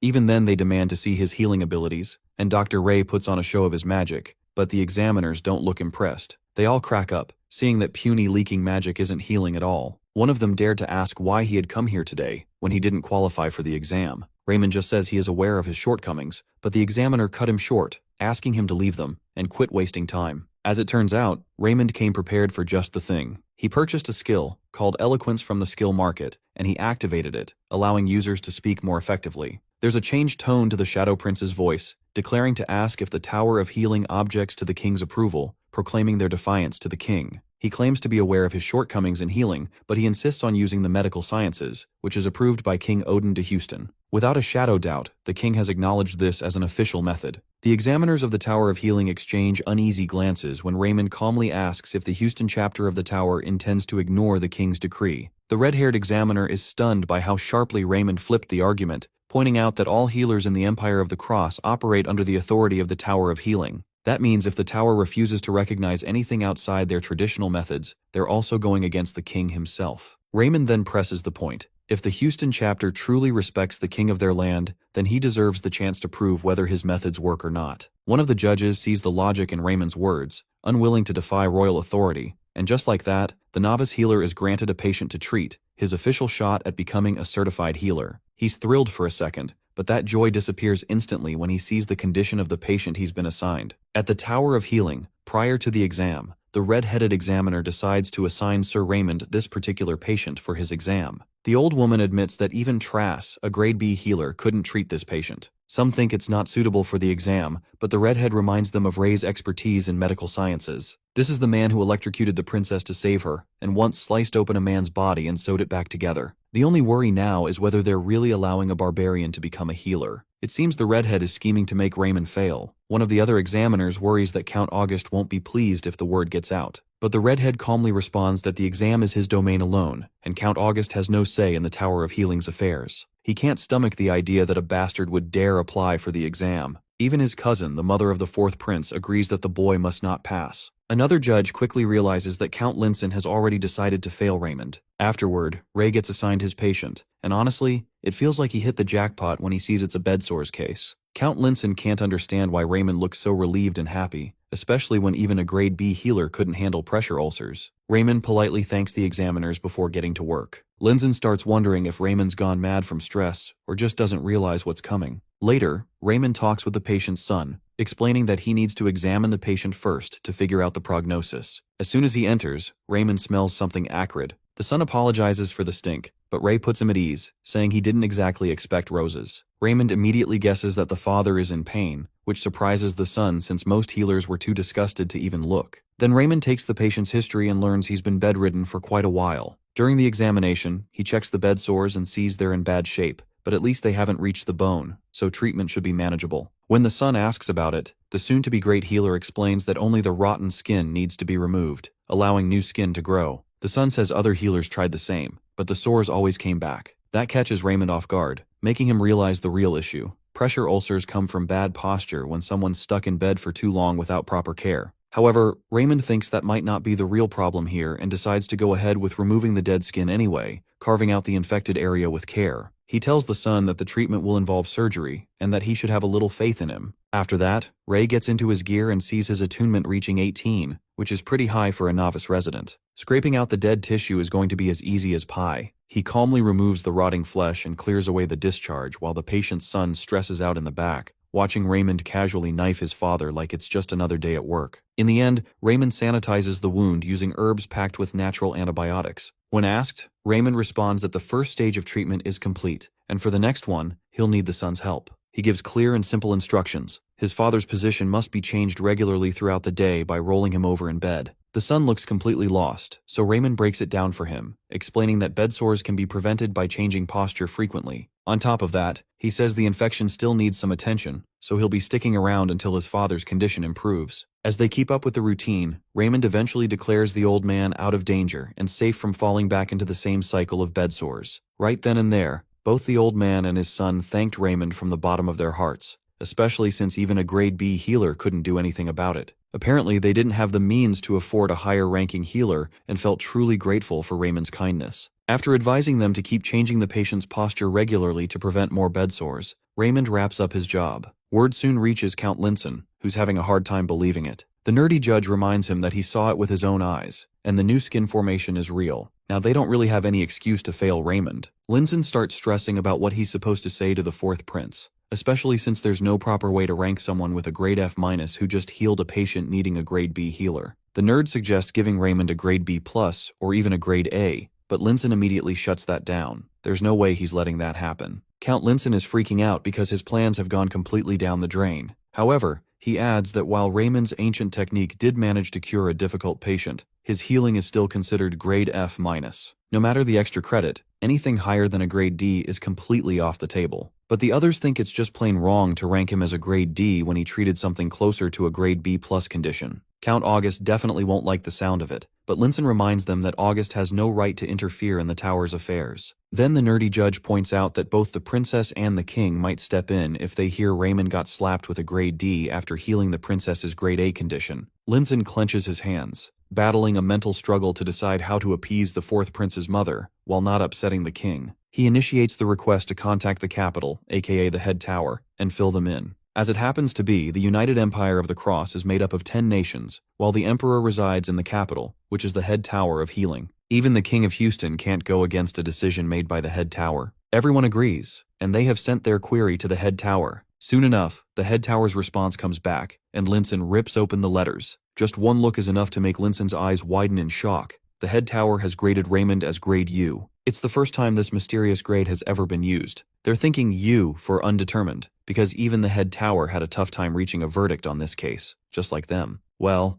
Linson is pretty sure that neither the fourth prince's mother nor the king will have any issue with the outcome. Even if Raymond is officially recognized as a healer, the medical sciences still won't be acknowledged as a proper form of treatment. So in the end, it all works in Linson's favor. And that's how the world's very first grade U came into existence, starting with Ray. Among his peers, Raymond still got picked on and mocked for having a useless grade, with people saying he got his skills from witchcraft. They thought it suited a bastard like him, and the letter U became his symbol from then on. But as time passed, people started to see grade U in a different light, calling it untouchable or even ultimate. Something far beyond even grade SSS, even surpassing the mythical grade X, turning grade U into the most powerful rank of all. That part of the story takes place way later, but for now, in the present moment, Raymond lets out tears of joy for finally passing the certification exam and becoming an official healer. He bids farewell to the days of apprenticeship, plain veggie soup and stale bread, because now he can finally walk the path of steak. With a fiery grin, he lights a match and declares it's time to ditch this hellhole called Belland Infirmary, planning to burn the whole place to the ground. but just as he's about to leave, Hansen catches up with him. Healer Ray nearly jumps out of his skin, scrambling to say it's cold out here, so he's just trying to warm things up a little. Hansen calmly reminds him, it's summer. Afterward, Hansen reveals he received a grade C. So, Raymond asks about his plans as a certified healer. Hansen awkwardly admits he's not entirely sure, even though he received a message from Maple Infirmary. This news thrills Ray, knowing it's one of the 3 largest infirmaries in the capital, practically monopolizing healthcare for the common folk in the area. Raymond offers his sincere congratulations, but Hansen immediately asks about Raymond's own plans. Raymond brushes off the question, expressing his desire to treat Hansen to a good meal instead. Hansen wonders where an apprentice like Raymond would get the money. Raymond confesses he secured a loan from Healer Lending after getting certified. Hansen is horrified, demanding to know what possessed Raymond to pull such a stunt. Raymond replies with a playful smirk, saying he has his reasons, but food comes first right now. Later, these 2 newly certified healers hit the booze, getting drunk all the way through the night. Seeing the Shadow Prince in such high spirits, Hansen figures it's the perfect time to ask something that's been on his mind. He takes a deep breath and goes all in, asking where Raymond found the ancient relic related to the medical sciences, even if it's broken or incomplete. Hansen says he just wants to poke around, maybe learn something from it, and promises to keep it top secret. But Ray, completely wasted, bursts that bubble fast by blurting out that there is no relic. He just randomly got blessed with the knowledge of medical sciences one day while cleaning. That nonsense sets Hansen off, thinking it's a total joke. He doesn't buy it for a second. Still, Hansen says he gets it. After all the crap Raymond's gone through, maybe he just doesn't want to talk about it. But even so, he still hopes Raymond would trust him enough to share it. Raymond insists it's not a lie, but Hansen, clearly hurt, storms off without another word. Days later, at Maple Infirmary, Hansen learns that Lore Infirmary reached out to Sir Raymond. That's the top infirmary in the capital, second only to the exclusive Helian Infirmary for nobles. He can't help but notice how the Shadow Prince is already surpassing him. But then, he overhears some jerks gossiping about how the Shadow Prince actually rejected their offer. That's something Hansen never saw coming. Hansen completely loses it, barging into the Shadow Prince's dorm and shaking him awake from a peaceful sleep, demanding to know why he turned down Lore's offer. He tries to drill it into the Shadow Prince's head that Lore is way better than Maple Infirmary in every way. But Ray, still groggy, drops the real reason. He's decided to start his own infirmary. That throws Hansen off completely. Raymond reminds him that he already took a loan from Healer Lending just for this. Hansen gets even more fired up, asking how a rookie like him thinks he can pull off something this big. He's pissed, thinking Raymond's treating it like some child's play. He lays it out straight. Raymond needs real work experience before jumping into something so huge. But Ray, stubborn as ever, says this has been his dream ever since he became a healer. Sure, he's just a novice resident who still needs hands-on experience to level up, but that's the whole point. He turned down the prestigious Lore Infirmary because he knew he'd be stuck watching high-ranking healers treat patients instead of actually getting in the game himself. Especially because the Tower of Healing doesn't take his methods seriously, it only pushes Raymond harder to open his own place. He wants to prove that medical sciences can stand on their own. Hansen, still trying to talk some sense into him, brings up the fact that the whole region's already covered by the big infirmaries, leaving Raymond no place to set his business. Right then, Raymond straight up points at the map, showing a poor area that caught his eye. Hansen argues he won't earn a single dime there, no matter how hard he works. But that doesn't bother Raymond one bit. He's not chasing money. He just wants a steady stream of patients so he can keep learning and improving, aiming to become the top healer in the whole land.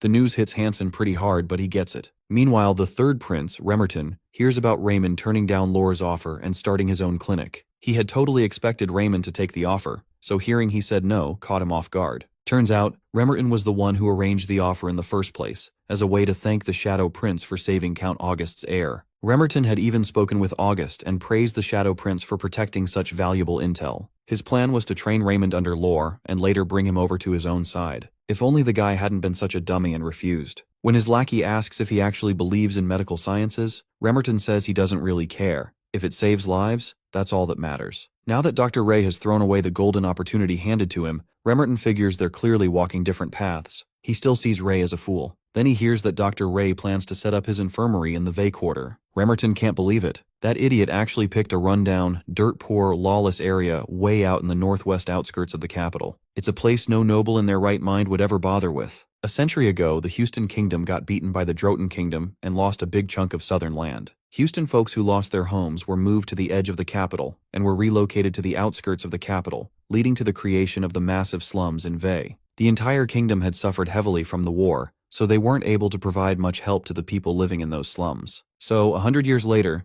The Vey Quarter has just become this massive problem that everyone in Houston pretends doesn't exist. Even so, King Houston once declared that anyone who could ease the unrest in Vey would be granted any reward they wished. Despite that, all three princes, Chiron, Remerton, and Settle, as well as the proud swordsman and fourth prince, all tried and failed to bring peace to Vey. In the end, Remerton concluded that this place isn't something that can be fixed. It needs to be burned to the ground, because there's no other way. Even though everyone else ignored the Vey slums, their dad was fixated on those people, always seeing them as Houston citizens. Now that everyone else has failed to address the issue, Remerton sees the Shadow Prince taking his turn. Meanwhile, in Belland Infirmary, everyone's judging the bastard's choice for picking Vey of all the places. They think bastards like him will fit in society. On the day of Ray's departure, his former patients tried to stop him from stepping into the dangerous territory, but this didn't shake Raymond's belief. He ensures to be successful enough so they can visit him one day. Right in the middle, Hansen informs Raymond of having a letter in his name, which weirds him out. Dr. Ray, after bidding farewell to everyone,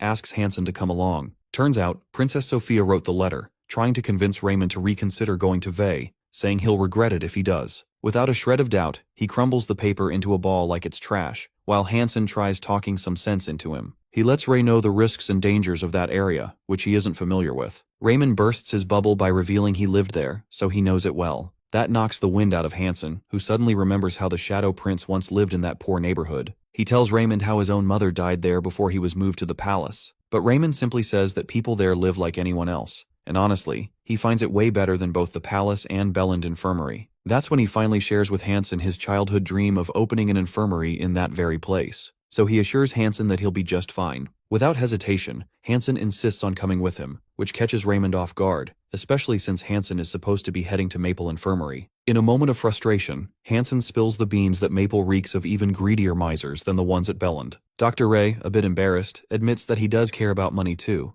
but deep down, all he really wants is tons of experience. Hansen knows the truth. Raymond always puts his patients first, which is exactly why he wants to work with him. On the inside, Raymond thinks of himself as a money-hungry, experience-hungry little pug. Then out of nowhere, Hansen drops the real reason. He wants to observe medical sciences just to learn something from it. That makes Raymond super nervous because how can a novice resident like him teach anyone? Hansen starts thinking maybe Raymond doesn't want to teach him, but suddenly, a glowing window pops up showing Hansen's request to learn, triggering something called Faust Status Mode, and asks Raymond if he's willing or not. This foster student mode is completely new to the Shadow Prince, and he has no idea what it's all about at first. Turns out it's actually a gateway for him to earn skill points in a whole new way. The more medically skilled Hansen becomes, the more Raymond benefits. Whenever the student heals a patient, a portion of their experience points gets shared with Ray. That blows his mind, making him feel like he's just struck gold. He remembers how he needs 200 experience points just to level up after level 20, so this is a total game changer. Still, when it comes to teaching, there are some restrictions he has to deal with. Meanwhile, Hansen's heart is pounding like crazy, hoping the Shadow Prince says yes. Suddenly, Raymond agrees to teach him, but only if he, himself, studies harder. Hansen quickly bows to his new master, grateful for being given the chance, while Raymond achieves the achievement of having his first ever student. That instantly earns him 5 skill points and a new skill called Slapdash Schooling, ranked level D, which matches a residence level. Raymond knows this might bring trouble, but he also knows no one becomes a master overnight. With Hansen gaining experience, Raymond believes he'll reach his own goals even faster. And just like that, the medical school that would one day become legendary welcomed its very first student. As they're about to head to the Vey Quarter, Hansen shows up in what looks like full combat gear. Raymond jokes that it looks like he's off to war instead of opening a clinic, but Hansen shoots back, totally serious about how dangerous the place really is. He even glares at this soon-to-be great healer, accusing him of hiding chainmail under his clothes too. Raymond hesitates, then admits it, says he treats his body like a temple, and there's no harm in being prepared. Hansen asks if he's not even a little scared.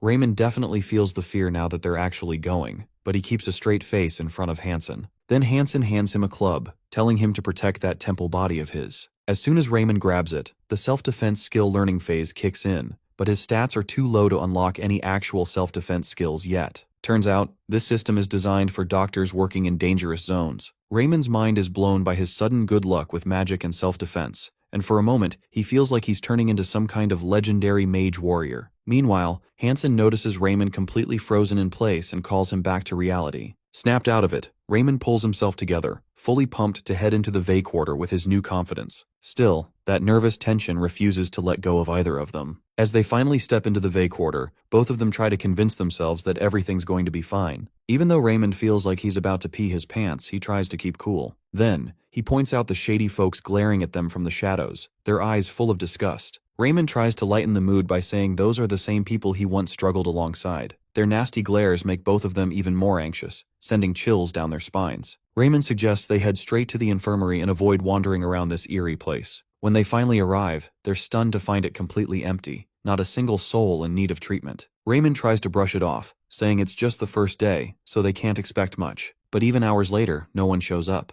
The same thing happens the next day, and the day after that. It's starting to feel boring and kind of depressing for Raymond. Hansen tries to reassure him, saying it's probably because the people in Vey haven't heard about their clinic yet. Right then, Raymond shouts that it's impossible since he made sure to draw the symbol of medicine nicely and big on the door. And when it comes to news spreading in the slums, he knows word travels fast. Just as he's ranting, out of nowhere, someone throws a stone into their clinic, shattering the window. That catches them off guard. Hansen quickly darts outside and shouts for Raymond to come look. He points at the message scribbled on the infirmary wall, which says this isn't a play area for kids like them, and they'd better get lost or die. Later, Hansen urgently tells Raymond they need to leave immediately because it's not safe for them there. Raymond understands the severity of the situation and agrees they'd be in serious trouble if they stayed. Even then, Raymond doesn't feel like giving up just yet, especially with the massive debt hanging over his head. While trying to keep his cool, he's fighting an intense war inside, knowing that quitting now would mean throwing everything away. More importantly, he's already spent all his money buying and renovating this place, and if it fails, it's all going straight down the drain. Even if he tries selling it again, there's no way he'd make a decent profit. And on top of all that, there's still a huge interest to pay. Just the thought of it sends chills down his spine. Plus, Raymond knows the healer lending group is dead serious about their money, so he's stuck in a tight corner. He has to make this infirmary succeed and pay them back, or things are going to get really bad for him. Just then, a new quest pops up in front of him,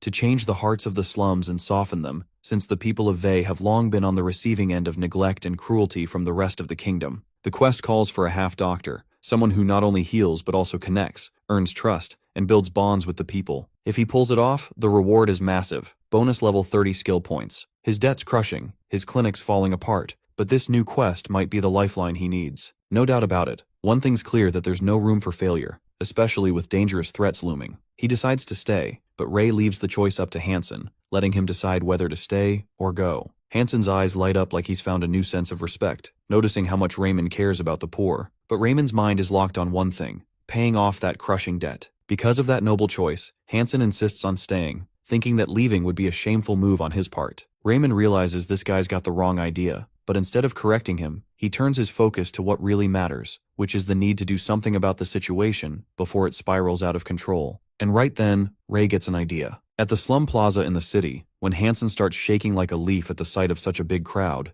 Raymond steps in to calm him down, reminding the guy about the chainmail hidden under his healer outfit. Raymond actually prefers a place full of people over an empty street. Between the two of them, the novice healer is the icebreaker, trying to spark up a conversation with the two men standing in front of them. He reminds them it's him, Ray, and casually asks how they've been. The men are shocked to see the little boy who once went off to the palace standing there now. In the hope of being recognized, Raymond decides to play the nostalgia card. Like a burst of light, he talks about how nice it feels to be back in Vey after so long, like coming home. He even throws in a childhood story about getting beaten like a stray dog by Mr. Bob and Mr. Tom's, hoping it'll hit the right emotional chord. But the cold look in their eyes says a lot, and inside, Raymond starts to panic, wondering if any of this is actually working. Then, the men snap, demanding to know when the heck he came back, especially after becoming royalty and earning that fancy title. They make it crystal clear that Vey isn't some place for royal entertainment. It stings, knowing these people don't even see him as one of their own anymore, like he's just another noble in their eyes. Well, he can't really blame them. It's been 15 years since he last stepped foot here. If nostalgia isn't doing the trick, then he has to face them head on. Right then, Heart of Steel activates, triggered by his genuine efforts for the people of the Vey slums. He responds to the men directly, shutting down their assumptions and making it clear that's not how he sees this place. Without wasting time, he lays it all out, saying he's here to treat the sick. That's when the blue window activates the eloquence skill, and his strong will to help the sick comes through with powerful clarity. The eloquence skill and Heart of Steel work together perfectly. Raymond boldly states that even though he's the king's son with the freedom to go anywhere, he chose to come here. He notices the mood shifting as people start talking about why a healer would show up in a place like this. His plan is falling into place. He speaks honestly,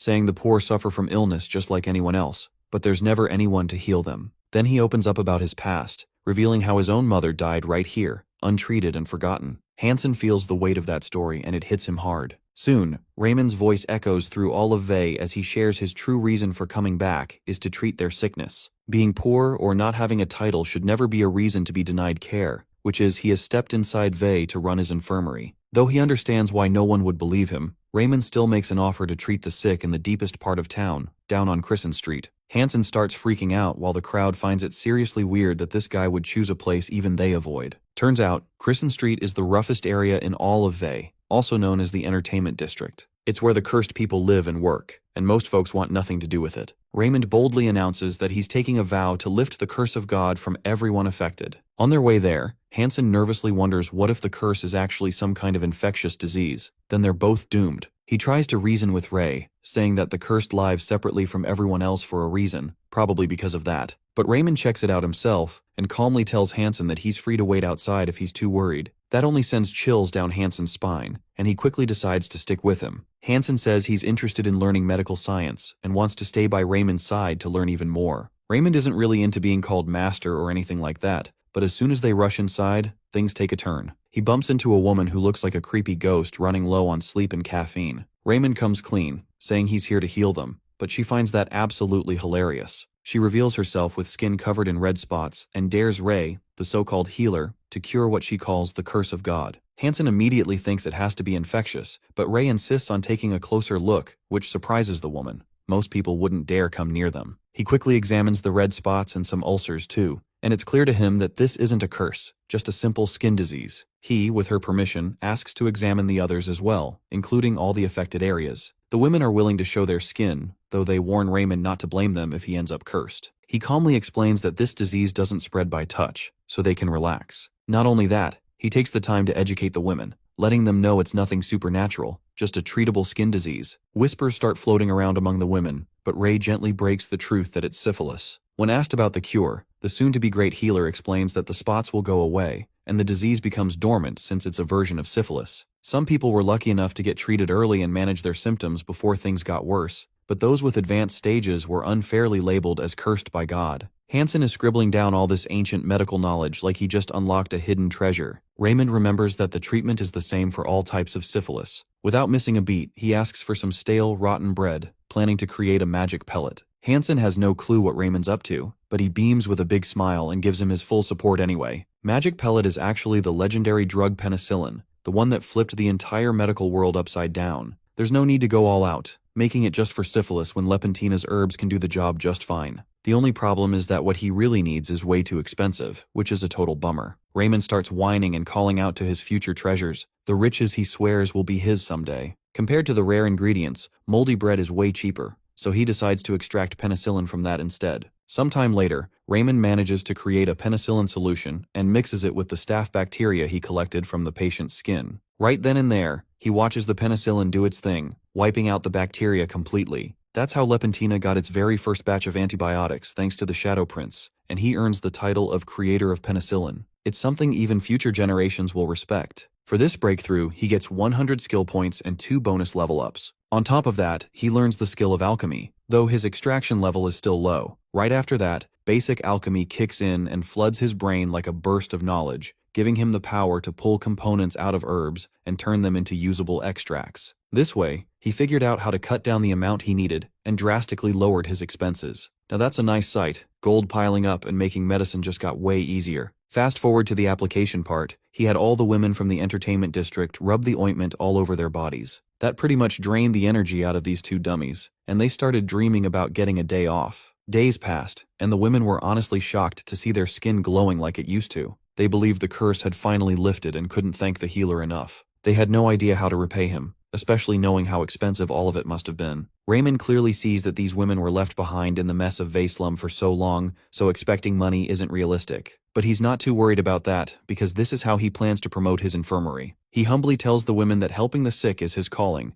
and their recovery is all the reward he needs. Though deep down, he knows that if his infirmary catches on like wildfire, his fortune's just a matter of time. Before heading out, he invites anyone with similar symptoms to visit the infirmary for treatment, which lights up their day even more. Deep inside, he's gloating, secretly hoping these women will spread the word about his good deeds and help shape his future. Meanwhile, the other women can't believe someone like him exists, especially when the healers they've met before were nothing but crooks. Hansen, on the other hand, is ready to crash into bed. Sooner or later, the news of the women from Kristen Street getting healed spreads like wildfire across Vey, all thanks to the Shadow Prince's free treatment. Word gets around that Prince Raymond opened up an infirmary, and now people are starting to see him differently, not as just another bratty prince. One person even mentions taking their mother to see him. Just like that, Raymond finally completes the quest called Convert the Hearts of the Slums and unlocks the achievement Helper of the Common Folk. He earns 30 skill points and gains a solid degree of favor from the people of Vey. Raymond can't help but tear up after reaching such a meaningful goal. The next day, a massive crowd shows up, all eager to get checked by him. The infirmary is packed with people and Dr. Ray is beyond thrilled, knowing his future fortune is just around the corner. Without a doubt,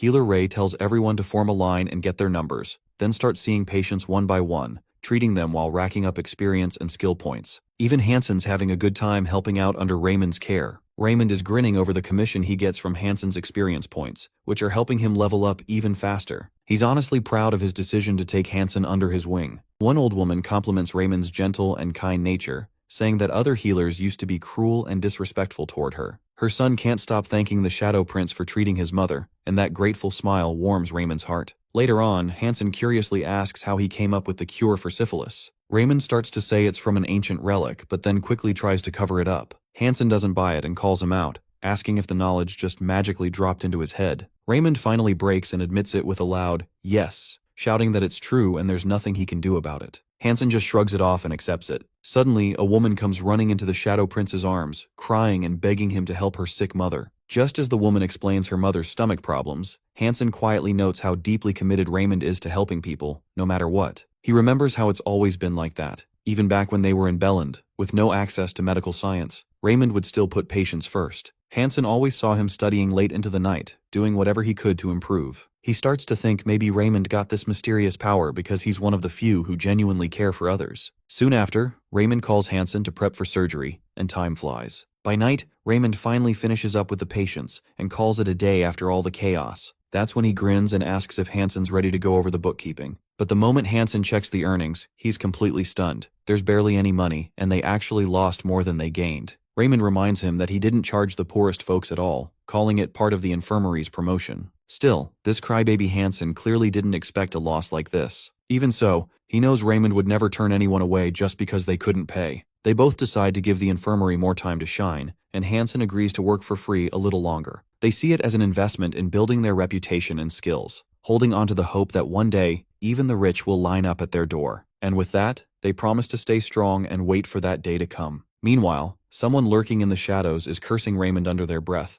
clearly not happy about his growing influence. They've decided they won't let him or his little clinic stick around much longer. Turns out, the illegal healers in the area have been losing all their customers because of Ray's free treatments and genuine care. Their only way of surviving has been to bleed the peasants dry, both in money and health. So now they're thinking of teaming up and forcing Raymond to raise his prices. That way, they can go back to sucking profits out of the desperate and sick like before. While the great healer and Hansen's experience keeps leveling up, they both continue treating patients and remind them not to overwork and to take care of themselves. Just then, they hear footsteps approaching, and a group of people steps in asking if they're the new healers in town. Raymond steps forward confidently, calling himself part of the Healer Alliance in Vey. The group starts complaining that Dr. Ray's work is disrupting the entire healing market, claiming he's messing up their order. They demand that he raise his prices to 100 pina, or shut down and leave Vey. Hansen immediately freaks out, realizing that's 10 times more than what they currently charge, which is just insane. Ray gets serious and tells them flat out that no one in Vey can afford that much. But the group doesn't care at all, bragging that their healing power is like a gift from the heavens, and if people want divine-level treatment, they have to pay the divine price. As for the poor who can't afford it, they don't give a damn if they live or die. That heartless attitude really hits Raymond's nerves. Raymond quickly realizes that the reason Vey is drowning in sickness is because of these outlandish scoundrels draining people dry with their ridiculous fees. Their so-called high prices have kept the poor from getting proper treatment, and that bitter truth hits him hard, reminding him of how his own mother died thanks to jerks like these. The memory fills his heart with pure disgust. He knows how illegal healers operate, lurking in the shadows after getting decertified, and there's no point trying to reason with people like them. All they understand is force. With a glare full of rage and disgust, Raymond stares them down, calling out how disgusting their attitude is, especially when speaking to a noble. A big vein throbs in his forehead as his fury builds,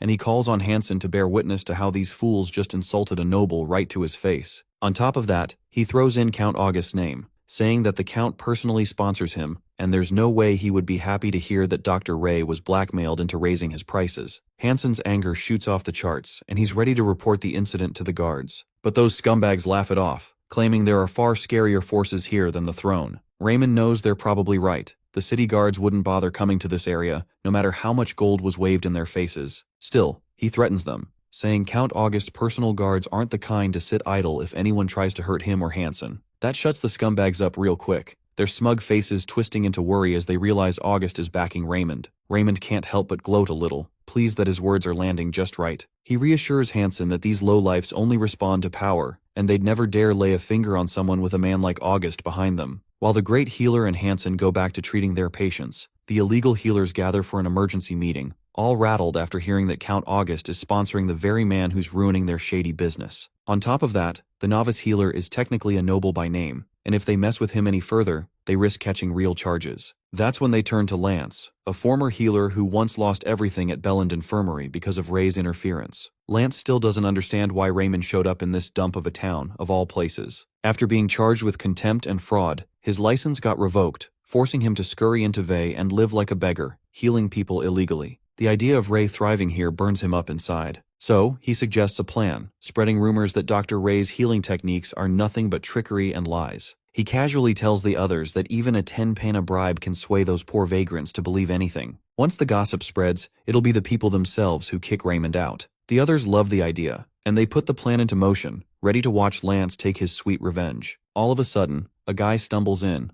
all bruised and beaten, complaining about how the person he tried bribing to spread rumors about Raymond ended up getting smacked instead, just for suggesting it. Apparently the people have finally caught on to how the illegal healers have been draining them dry. They used to have no choice but to go to them, no matter how awful they were, but that's not the case anymore. Now the people are ready to punish the illegal healers. At this point, Lance decides it's time to bring in the Blue Moon Guild, which takes everyone by surprise. Unlike the other blood-sucking guilds, the Blue Moon Guild is more of a civil militia that protects the folks of Vey from anyone looking to exploit them. Even though they're not exactly fans of the illegal healers, the lackeys share how the guild seems to feel just like the people do now, furious and ready to act. Lance struts in like some twisted hero among scumbags, claiming he's got a plan. He explains that the Blue Moon Guild was originally formed to fight off the Dark Blade, a gang that used to terrorize and rob the people of Vey. These days, merchants pay the guild to keep them safe, so the guild has grown in influence. The guildmaster, Kanseer, is a strong and righteous man, but he's got one major flaw: he's gullible. Lance visits Kanseer, filling his ears with lies, claiming that Dr. Ray is cooking up a big plan to mess with the people. He even tells Kanseer that he was once Raymond's teacher back at the Belland Infirmary. And the biggest lie is that Lance says Raymond's treating the people of Vey like test subjects. For a second, Kanseer looks furious, but then he hesitates, remembering all the rumors floating around that Dr. Ray's been treating people for free. Lance assures Kanseer that Dr. Ray's just taking advantage of the people to test out some new healing techniques,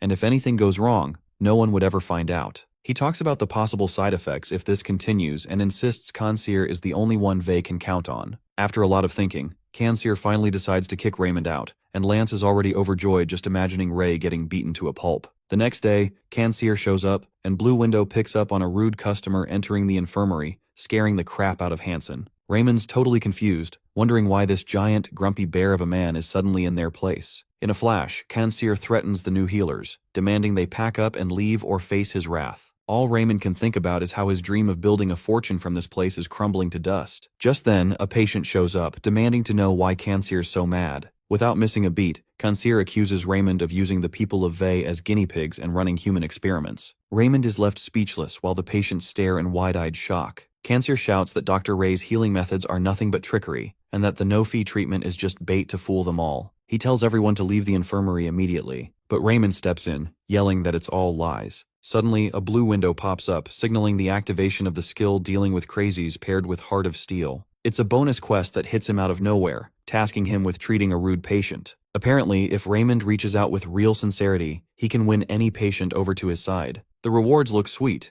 10 skill points, a bonus level up, and the rude patient's full-on favor. Just like that, Raymond's fear melts away as he hits a state of real calm. The word rude means the patient must be dealing with something painful after all. Without wasting time, Raymond suits up and flips on the charm, explaining that his healing technique is actually recognized by the king himself and certified by the Tower of Healing. He even points out to Kanseer that the other illegal healers in Vey are trying to slander him just because his fees are low. That clicks something in Kanseer's mind, reminding him how Lance used to charge outrageous fees, which probably drove the townsfolk mad. The guy even scammed money out of Blue Moon Guild members. That just lights Kanseer's fuse, and he storms off, saying he needs to do a little verification, promising to return. But Raymond stops him, knowing this guy is actually the patient mentioned in the quest. Raymond's clever side kicks in hard. There's no way he's letting a high-ranking thug walk off without paying up. So he shifts into sweet talk mode. While chatting over a cup of tea, he casually asks if Kanseer's got some nagging issue the other healers couldn't fix. That's when Kanseer finally opens up, looking a bit embarrassed, saying he's been having recurring problems in his rectum, with blood in his stool. Raymond quickly puts 2 and 2 together. It's hemorrhoids. Without missing a beat, Raymond offers to treat him, saying it's a pretty easy fix. Kanseer's feeling a little unsure, but the fact that Lance already drained a fortune from him over this same issue pushes him to trust Raymond's words that it won't come back. Now the surgery's all set, and Dr. Ray figures out the problem is a grade 3 internal hemorrhoid, so he gets ready to cut off the affected tissue using surgeon's finesse. His attunement bumps up to 28. First comes the anesthetic herbs, then he cuts off the hemorrhoid tissue and ties the blood vessel with thread. After that, he makes a cut above the tie and stitches up the wound to finish the whole thing. Out of nowhere, a bunch of blue windows pop up, rewarding him with 10 skill points and a level up. Meanwhile, Kanseer's stunned that it was done so fast. Raymond calmly tells him he'll have around 3 days of discomfort, but recommends doing a sitz bath until the pain goes away. Then he explains exactly what kind of bath that is. In the end, Kanseer's all smiles, super thankful that Dr. Ray finally fixed a problem he'd been suffering from for years. Of course, Raymond's real focus is on the payment. He's thinking 20 or 30 pina would be nice. But Kanseer says no real kindness can be paid back with a few lousy coins. Raymond doesn't mind the sound of money, but what really shocks him is Kanseer pledging to be his full-time bodyguard in Vey,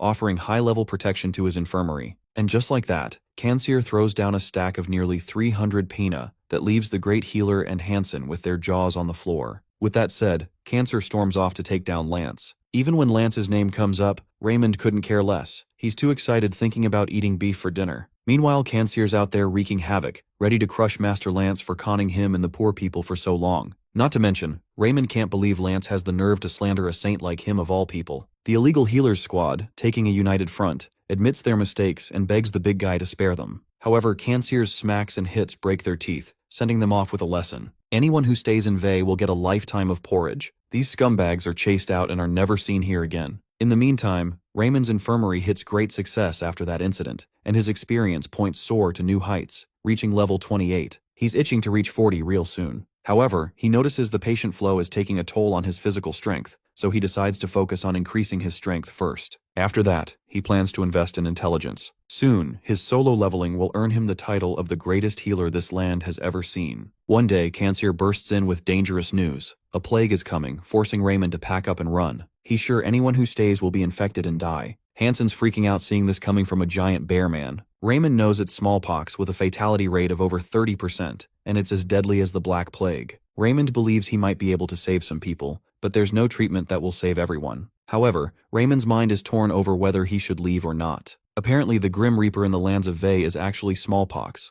also known as the Cursed Mist or Black Death. This requires everyone to flee the designated area, as per the Tower of Healing's emergency regulations. Raymond knows that smallpox has long been marked as the mass victim maker in general medicine. He doesn't want to become just another number in history, and it's clear that the infected must be burned to a crisp. However, the former victim of the Curse of God asks if this is truly the Grim Reaper, or just another disease causing havoc, something Raymond can prove with his knowledge. It's also been a long time since smallpox attacked this area of Husto, which makes it strange that it's appearing now. Raymond starts thinking, and he asks about the ongoing symptoms. That's when he learns about high fever, horrible blisters all over, and how the former infected people who had the same illness believe it's come back with the same indicators. Raymond feels a thrill, as these symptoms could mean a lot of things, so maybe it's treatable. He plans to take a closer look to confirm whether it's actually smallpox or not. Hansen's ready to hear Raymond's thoughts so they can pack up and run. Raymond is clear about the infected being burned alive, even if it's not smallpox. But Hansen's pulling a crybaby move, saying they'll surely die along with the infected if that's the case. Raymond needs someone with more expertise to figure this out. Just then, the Blue Window assigns him a quest to save patients from wrongful death, with a medium difficulty. He has to use his knowledge to save people from unjust death, promising rewards of 20 skill points and a bonus level up. Just like that, Raymond decides not to leave Vey hanging, knowing he might be able to do something if it's not smallpox. Many diseases, like smallpox, spread through droplets. An infected person's saliva or mucus can spread the disease simply by coughing. In these circumstances, Raymond needs a physical way to stop the droplets from entering their airways. He asks Hansen to bring thick cloth to make a mask, gloves, and robes to cover the body, because Raymond plans on seeing the sick himself. Afterward, there's a big commotion with people screaming in pain, while a couple begs to leave their children out of it. However, the townsfolk are prepared with flames to burn them alive anyway. Out of nowhere, Ray, all mummified in a cloak, walks in, freaking out the others. Raymond introduces himself to calm them down, explaining that apparently the house members have been infected by the Grim Reaper, and the townsfolk are on duty to cleanse it with fire. Raymond questions them on how they diagnosed this professionally. For a moment they hesitate but mention the high fever and terrible blisters as signs of the Grim Reaper's presence. Raymond points out that measles and shingles also have those symptoms, but this sickness hasn't been properly identified yet. He bravely takes it upon himself to figure it out. The crowd is horrified, but he goes ahead and opens the marker to gain extra defense just in case. Without a shadow of a doubt, he spends 100 skill points to buy Shield, an auxiliary magic skill that helps defend against physical damage. His mana is low, so it only lasts a short while. After activating it, he walks in with no fear of droplets, at least for now. Hansen's jaw hits the floor when he sees Ray with shield magic on. Inside the house, there's a mother with 3 children, all begging to live. When they meet Ray, the healer, they think he's a prince come to save them. He insists on examining them first. Visually, the illness mimics smallpox, but it's not the Grim Reaper, it's actually chickenpox. The key difference is that there are no spots on the hands and feet. The white marks are only surface level. He assures them it'll go away on its own, so there's nothing to worry about. The woman is completely shocked, and Dr. Ray leaves her absolutely amazed. After that, he explains everything to the folks outside and calms the fire. Sometime later, the woman prays in gratitude to the Shadow Prince for rescuing them,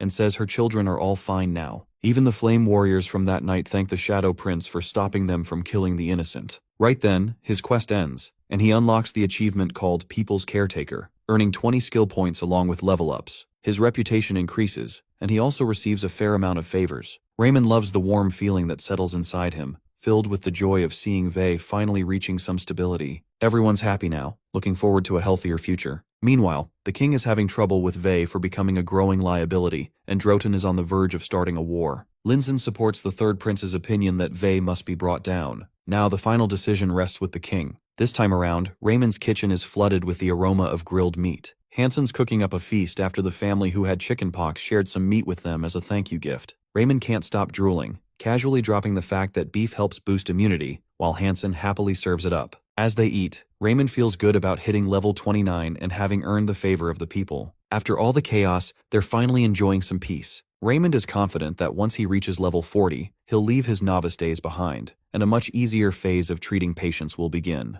Out of nowhere, Hansen drops a question, asking if Raymond really used shield magic at the infected house. As usual, Raymond panics and starts lying, but decides to come clean. He confesses the truth behind the magic, and Hansen actually thinks it's pretty cool. But the soon-to-be great healer explains the shield only lasts a short time, so it's not that big of a deal. Hansen figures it's probably because Raymond's low on mana, the mystical power used for healing, magic, auras, and more. Healers heal, mages cast spells, and knights use mana blades and auras. As a healer, Raymond does have some mana, but his stats are sitting around 1. Hansen thinks upgrading the mana would really help Raymond treat patients better. Everyone uses mana, sure, but the way knights, mages, and healers apply it is totally different. Knights train by building lower chi under the navel, mages focus on knowledge to form middle chi in the chest, and healers develop upper chi in the brain that flows through the whole body. Out of all three, healers have the hardest time accumulating mana, which is why those God-gifted folks with huge mana reserves make the best healers, and a grade F- like Raymond used to be is considered nothing. That's why he could never really improve or grow his skills. Still, he hasn't figured out which type of mana actually powers his medical science abilities. Out of the 3 sources, the novice healer is using magic without storing any energy in his chest, so he figures it must be the system doing all the work, and he really needs to read up on it. Just then, a patient's scream shakes the place, and both the great healer and Hansen rush out to help a man who has fallen off a roof. When Raymond finds him not breathing, he immediately tells Hansen to start CPR. Meanwhile, the king is visiting Vey to meet the people, but his servant Garmin isn't happy about it,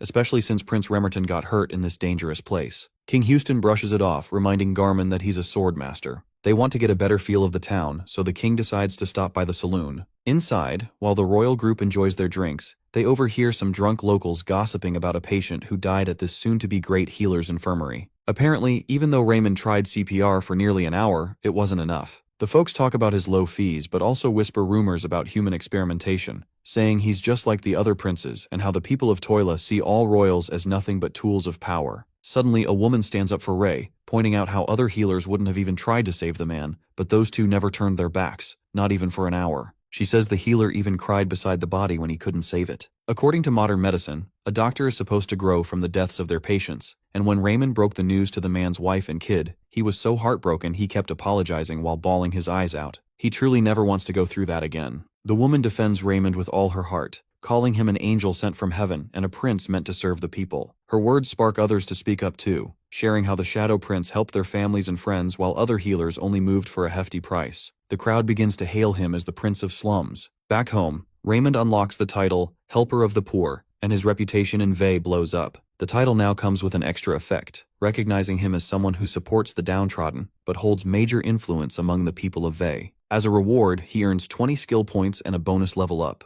Raymond beams with happiness, already dreaming of the fortune he might make in the near future. Meanwhile, the king and Garmin realize that Dr. Ray's popularity in Vey has completely blown through the roof. Garmin had thought the guy wouldn't even survive basic living, but before he can say much, the king suddenly starts coughing badly, and it's only getting worse. Deciding it's time to return to the palace, they head out, but along the way, they hear a woman crying for help while a bunch of lunatics are messing with her. The king, fired up to teach them a lesson, draws his sword, which is already leaking a fierce sword aura. He dashes forward, takes down the thugs in an instant, and frees the woman, assuring her that she's safe now. But just as he lowers his guard, the woman turns out to be no victim at all. She's a planted assassin. With a wicked grin, she whips out a knife glowing with an aura and lunges straight at the king. Odin manages to defend himself just in time from the girl he had rescued from the thugs, only to be shocked when he realizes she's actually an assassin who set him up. He swings his blade and slashes her shoulder, but before he can follow up, she whispers a smokescreen spell. At first, Odin assumes she's using it to escape without being seen,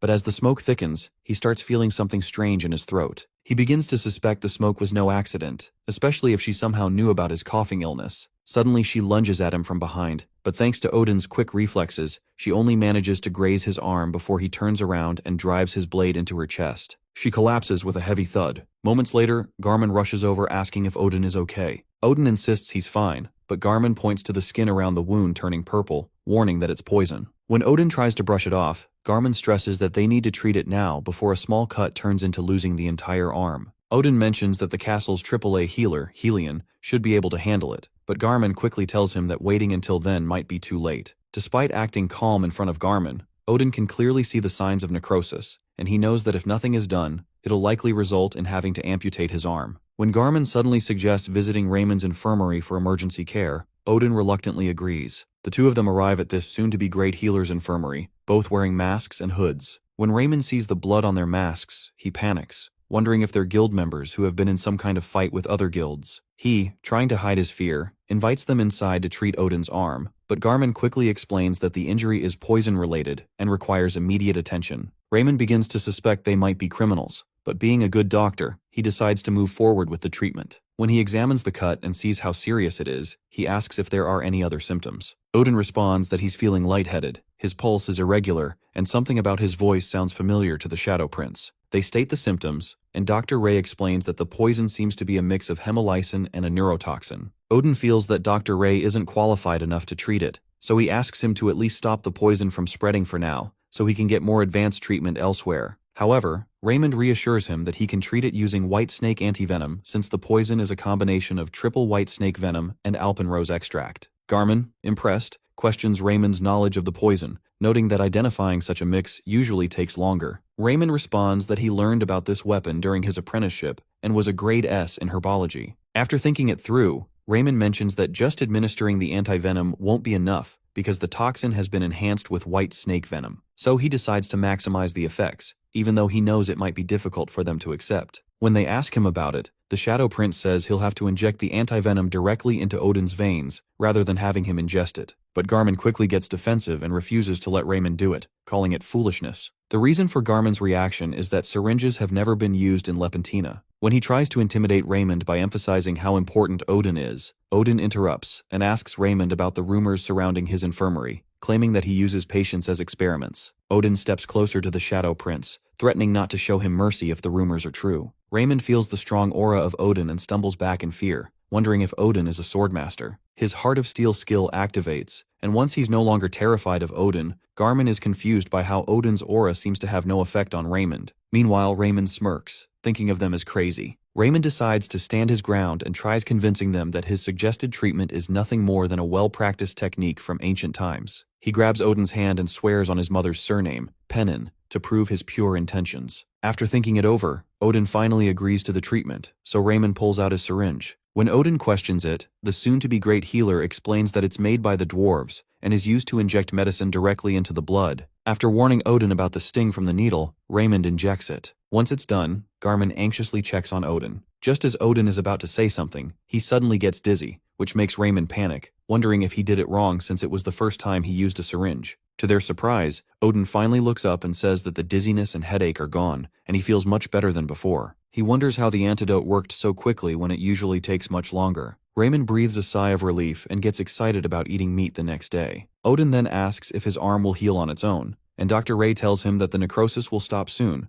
and without any unpleasant effects, the skin will repair naturally. Odin realizes he made the right choice coming to the Shadow Prince, or else he would have lost his arm. Feeling grateful for Raymond's healing of Princess Sophia earlier, he decides to reward him. Hansen arrives at the infirmary and is surprised to see the two patients who arrived in his absence. Odin, appreciating Raymond's work, asks him what he would like as a reward. Without second, Dr. Ray asks for money, which surprises Odin. Raymond then generously clarifies that healing patients is his job, so Odin just needs to pay for the treatment since it's no big deal. However, in his mind, the novice healer is plotting greedily, planning to demand a large sum since Odin seems to be a high-ranking guild member, given his aura. After stating that he'll only charge money, Raymond adds that it will be an expensive amount. Garmin asks in surprise if Raymond doesn't want anything else, since they could easily grant him anything with their authority. Dr. Ray, acting like a saint, says he's just a healer with an obligation to treat his patients. Meanwhile, he secretly plans to demand a hefty sum that would be difficult for them to pay. While Garmin acknowledges his integrity, Odin casually asks for the amount. The Shadow Prince says 500 pesos, something he hasn't asked from any of his patients before. Garmin's eyes widen in surprise, and Hansen leans in to whisper that 500 pesos is what most folks in Vey earn in 6 months. But when Raymond stands his ground,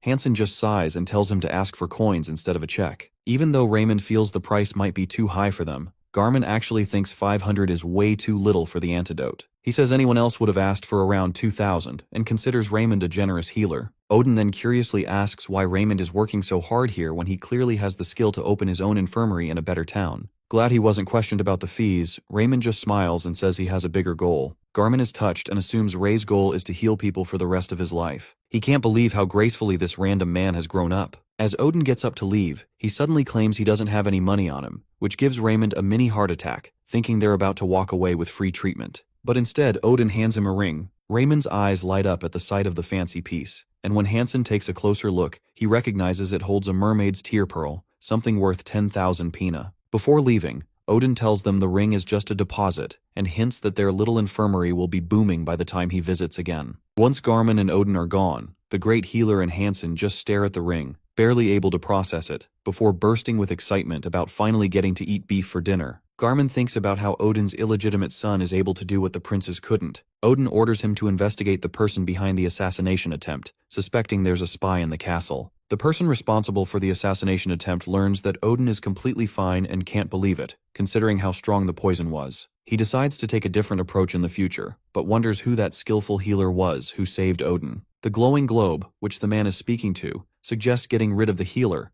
but the man refuses, saying no one can stop their next plan from succeeding. With another month to prepare, the man decides to destroy the Kingdom of Houston. Meanwhile, Hansen and Dr. Ray enjoy their beef dinner, feeling their immune systems strengthen with each bite. Suddenly, there's loud knocking on their door. When Raymond opens it, he finds big, muscular guards confirming his identity. Raymond wonders why an underworld guild would show up at their place and asks what brings them here. From behind the guards, Toms, a business owner from Langtrom, steps forward and introduces himself. Raymond quickly recognizes him as an autocrat from the entertainment district and the head of the Dark Blade Guild. Toms claims he's come to deliver a message and asks for permission to come inside. Toms and his men walk inside, and when he sees the meat, he calls it animal food because it's of low quality. He presses his finger against the plate, and it shatters into pieces, leaving the great healer and Hansen shocked. Hansen quietly whispers to the Shadow Prince that Toms was once the top-ranked mana user and knight. Tom's orders his men to throw away the cheap meat, and they start slamming things around. Raymond doesn't understand why Tom's is at their place, and his facing the boars skill activates. He decides to meet them head-on by acting like them and asks Tom's what he's here for. Tom's notices Raymond's confident demeanor and realizes that Dr. Ray isn't intimidated by him. Tom's replies that he's just here to greet the diligent healer Inve, and that he brought something for him. One of Tom's men steps forward and hands Raymond a small bag of gold.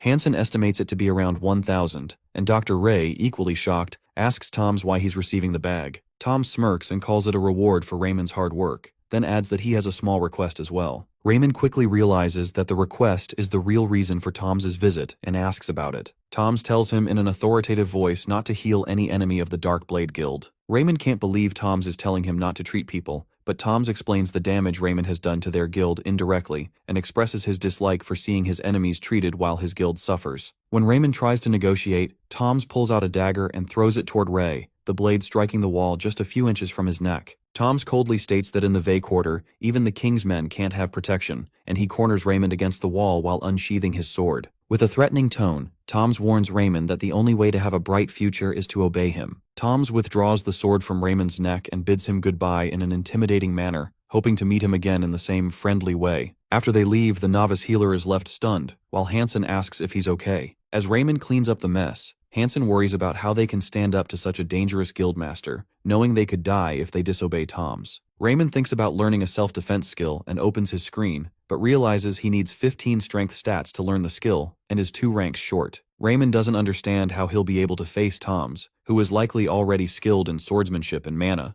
so even if he somehow learns the self-defense skills, he still won't be able to protect himself. While worrying about how to stay fair to his patients, the Shadow Prince suddenly receives a quest to not give in to the pressure he's feeling and to treat his patients fairly. As they both stress over what to do, someone starts banging on their door. They quickly rush to open it and find 2 men carrying a third, who seems to be the patient. Raymond asks what happened, and one of the men explains that Tom's, the Darkblade Guildmaster, did this to their companion when they failed to pay the protection money on time, as Tom's had demanded. The great healer and Hansen are shocked to learn that the Darkblade Guildmaster is responsible for the man's injuries, meaning they are now enemies of Tom's, and should avoid treating the patient if they want to stay safe from his wrath. The men laid the patient down and urgently asked Raymond to treat him. Healer Ray examines the man and finds a broken rib and punctured lungs. As he's about to start treatment, Hansen nervously reminds him of Tom's warning. However, the patient starts coughing up blood, so Raymond decides to disregard Tom's threat and proceed with the treatment. Raymond further examines the patient and finds out that the patient has a faint heartbeat along with extreme internal injury, so he decides to first remove the internal blood. He calls out Hansen to get the surgical instruments, but Hansen tries to remind him of the possible danger from Tom's. Raymond shouts at him to remind him how severe the patient's condition is, and tells him to quickly grab the instruments. After a while, Raymond walks out and informs the men that the patient is going to be fine soon. The men cry in thankfulness when Hansen calls Raymond to talk. He asks Raymond about the consequences of disobeying Tom's orders, and asks if they should seek Cansir and the Blue Moon Guild's help.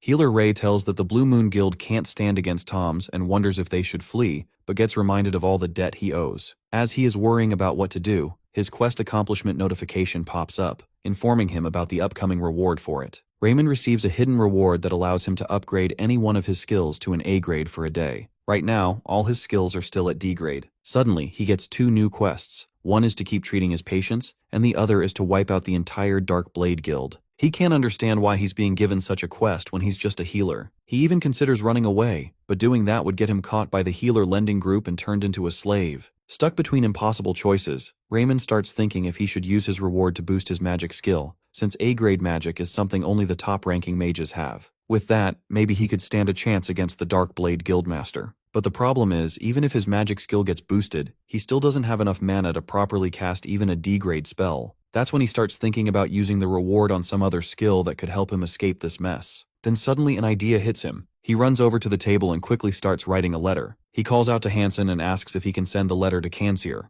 Hansen, confused, watches Raymond scribbling away and asks what's going on and what the letter is about. Raymond says he's not going to run away, which surprises Hansen, and he immediately tries to convince Raymond how risky that decision is, reminding him that the Dark Blade Guildmaster is a violent man. But Raymond calmly assures him that he knows that very well and still chooses to stay. Hansen insists again, saying that treating patients is important, but it could put both of them in serious danger. Raymond finishes writing, places the letter in an envelope, and tells Hansen to just trust him. He knows exactly what he's doing. He hands the envelope to Hansen and reminds him how important his role is in all of this, telling him to deliver the letter to Kanseer no matter what. Hansen nods, takes responsibility, and heads out without saying anything more. Once Hansen is gone, Raymond decides it's time to use his temporary level enhancer reward on the skill called Heart of Steels. The moment he activates it, his determination shoots up to the max, and he feels an intense surge of energy rush through him. Suddenly, all his fear disappears. With newfound confidence, Raymond walks straight into the Dark Blade Guild. As expected, Toms reacts with intimidation, but then casually says that he was just about to visit Raymond regarding a certain matter. Raymond knows exactly what he means. He's definitely planning to kill him for treating that patient. But now, Raymond doesn't feel the slightest bit threatened. With his upgraded skill active, he stands tall and says he has something to say. When Toms gives him permission, Raymond bows and apologizes, leaving Toms and his men confused by his sudden behavior. After a short pause, Toms asks why he did something he now regrets,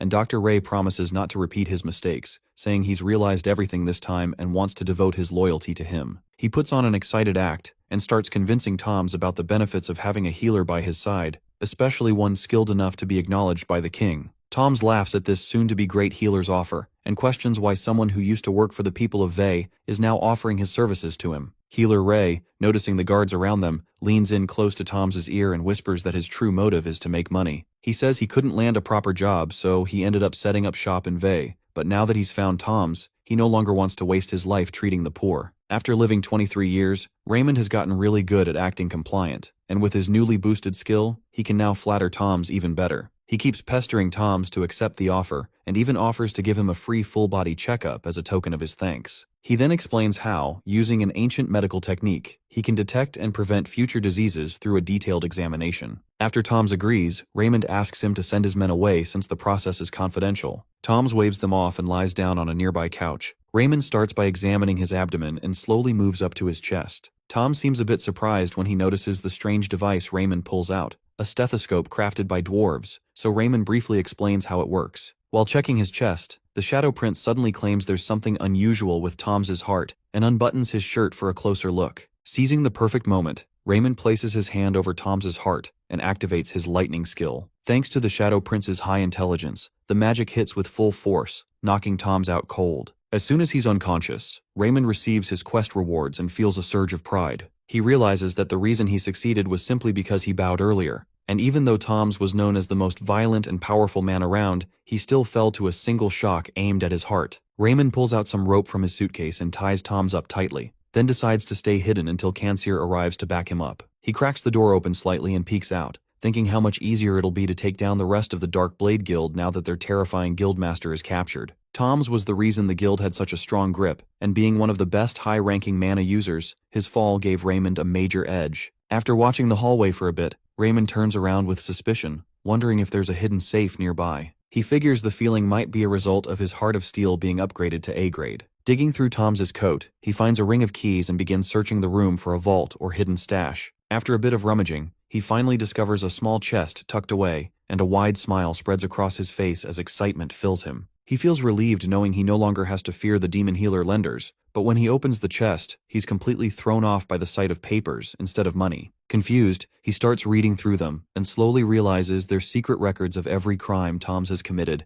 and every bribe he has taken from the nobles. As he keeps flipping through the documents, Tom suddenly wakes up and glares at him, demanding to know how he dared to fool him. Still tied up, Toms can't move but seethes with rage. Dr. Ray, annoyed that Toms is already conscious, typical knight behavior, tells him to stay down and even threatens him, feeling no fear thanks to his A-graded skill and the ropes keeping Toms restrained. But to his shock, Tom suddenly channels mana into his hands and slices through the ropes using mana blades, freeing himself with ease and leaving Raymond frozen in disbelief. Toms rises from the couch and starts walking toward him with fury in his eyes. Dr. Ray, scrambling for words, awkwardly lies that the ropes were part of a special medical exam, but Toms yells at him to shut up because he's about to kill him. In a panic, Raymond pulls up his stats bar, hoping for a miracle, and notices he has some unused points from leveling up. He quickly boosts his strength by 2, bringing it to 15, and purchases the self-defense skill. With the added skill, his strength temporarily jumps to 25, and although he feels stronger than ever, it still isn't enough. He's facing the most powerful knight in the guild, and despite everything, it looks like he's about to be crushed. Toms reaches out to kill Ray, but Ray squeezes his eyes shut and thinks about the life he still hasn't lived, a life full of riches and comfort. Refusing to give up, he remembers his heart of steel skill and grabs a wooden rod nearby. He swings it at Toms, who doesn't take it seriously at first, but when the rod actually hits him, Toms collapses on the floor. Raymond can't believe what just happened. Right after, he starts receiving reward notifications for his bravery, one of which gives him a burst of strength when fighting against someone stronger than himself. Seeing those messages, he becomes convinced that Toms is truly down for the count. As he debates whether he should tie Toms up again, a loud rumble echoes from outside the building. He, thinking Consier might have arrived, peeks out, and is stunned to see a massive crowd from the Blue Moon Guild gathered outside, yelling to take down the entire Dark Blade Guild while calling Raymond a prince. Still confused, he checks his screen and finds out that he's been given the title of Helper of the Poor. Meanwhile, an hour earlier, Hansen had second thoughts about just handing over the letter to Consier and leaving Raymond alone in danger. Realizing that Dr. Ray had done so much for the people of Vey, Hansen decides not to turn a blind eye and instead shouts to everyone nearby, telling them that Dr. Ray went off to fight the Dark Blade Guild alone for their sake. As word spreads, the people become worried for Raymond's safety, and that's how they all ended up coming together to support and save him. Hansen stands silently, watching everything unfold and asking what just happened, while the people around him reassure him that they managed to save Raymond. Inside the vault, Ray gets a little too curious and ends up injuring himself by accident. Despite the pain, he hears the worried voices of the crowd outside and quickly calls out to reassure them, letting everyone know that Toms is now under his control. This news stuns everyone, including Hansen, who can't believe Raymond has already completed such a tough mission. Raymond notices how calm and relieved everyone has become, and as he holds the unconscious Toms in his arms, he hears someone outside the window yelling his name in praise. The voice commends his bravery, and soon more people join in, cheering loudly and celebrating his strength and courage. Raymond looks out the window, trying to say something, but the crowd thinks he is waving and bursts into even louder cheers, shouting for their savior, Prince Raymond. In the middle of all the excitement, a few people quietly wonder if it's even okay to call him Prince because of where he comes from, but the majority ignore that and continue praising him as a real hero. As the crowd celebrates, a bunch of system prompts appear in front of Ray, telling him that he has completed the quest, finished the mission, increased his reputation, and gained 50 experience points, which is just enough for him to level up. Inside the palace, a noble questions how a healer like Raymond could possibly take down the highest-ranking noble in the Bay region and end up being praised by so many people. He asks how something like this could even happen. The woman speaking to him explains that Dr. Ray came up with a plan, saved the people from the rogue leader Toms, and ended up becoming a symbol of hope. She tells him that Toms had the most mana in the entire region and was seen as incredibly powerful, yet Raymond still managed to defeat him. The noble is visibly impressed. She continues, saying that despite being exhausted and treated poorly, Raymond still risked his life to help others. The noble realizes he completely misjudged the great healer and declares that someone like him definitely deserves a reward. Then she drops an even bigger surprise, revealing that during the mission, Raymond also found a secret book filled with records of crimes committed by powerful noble leaders. The noble's eyes go wide as she explains that the book includes names of those who worked with the Dark Guild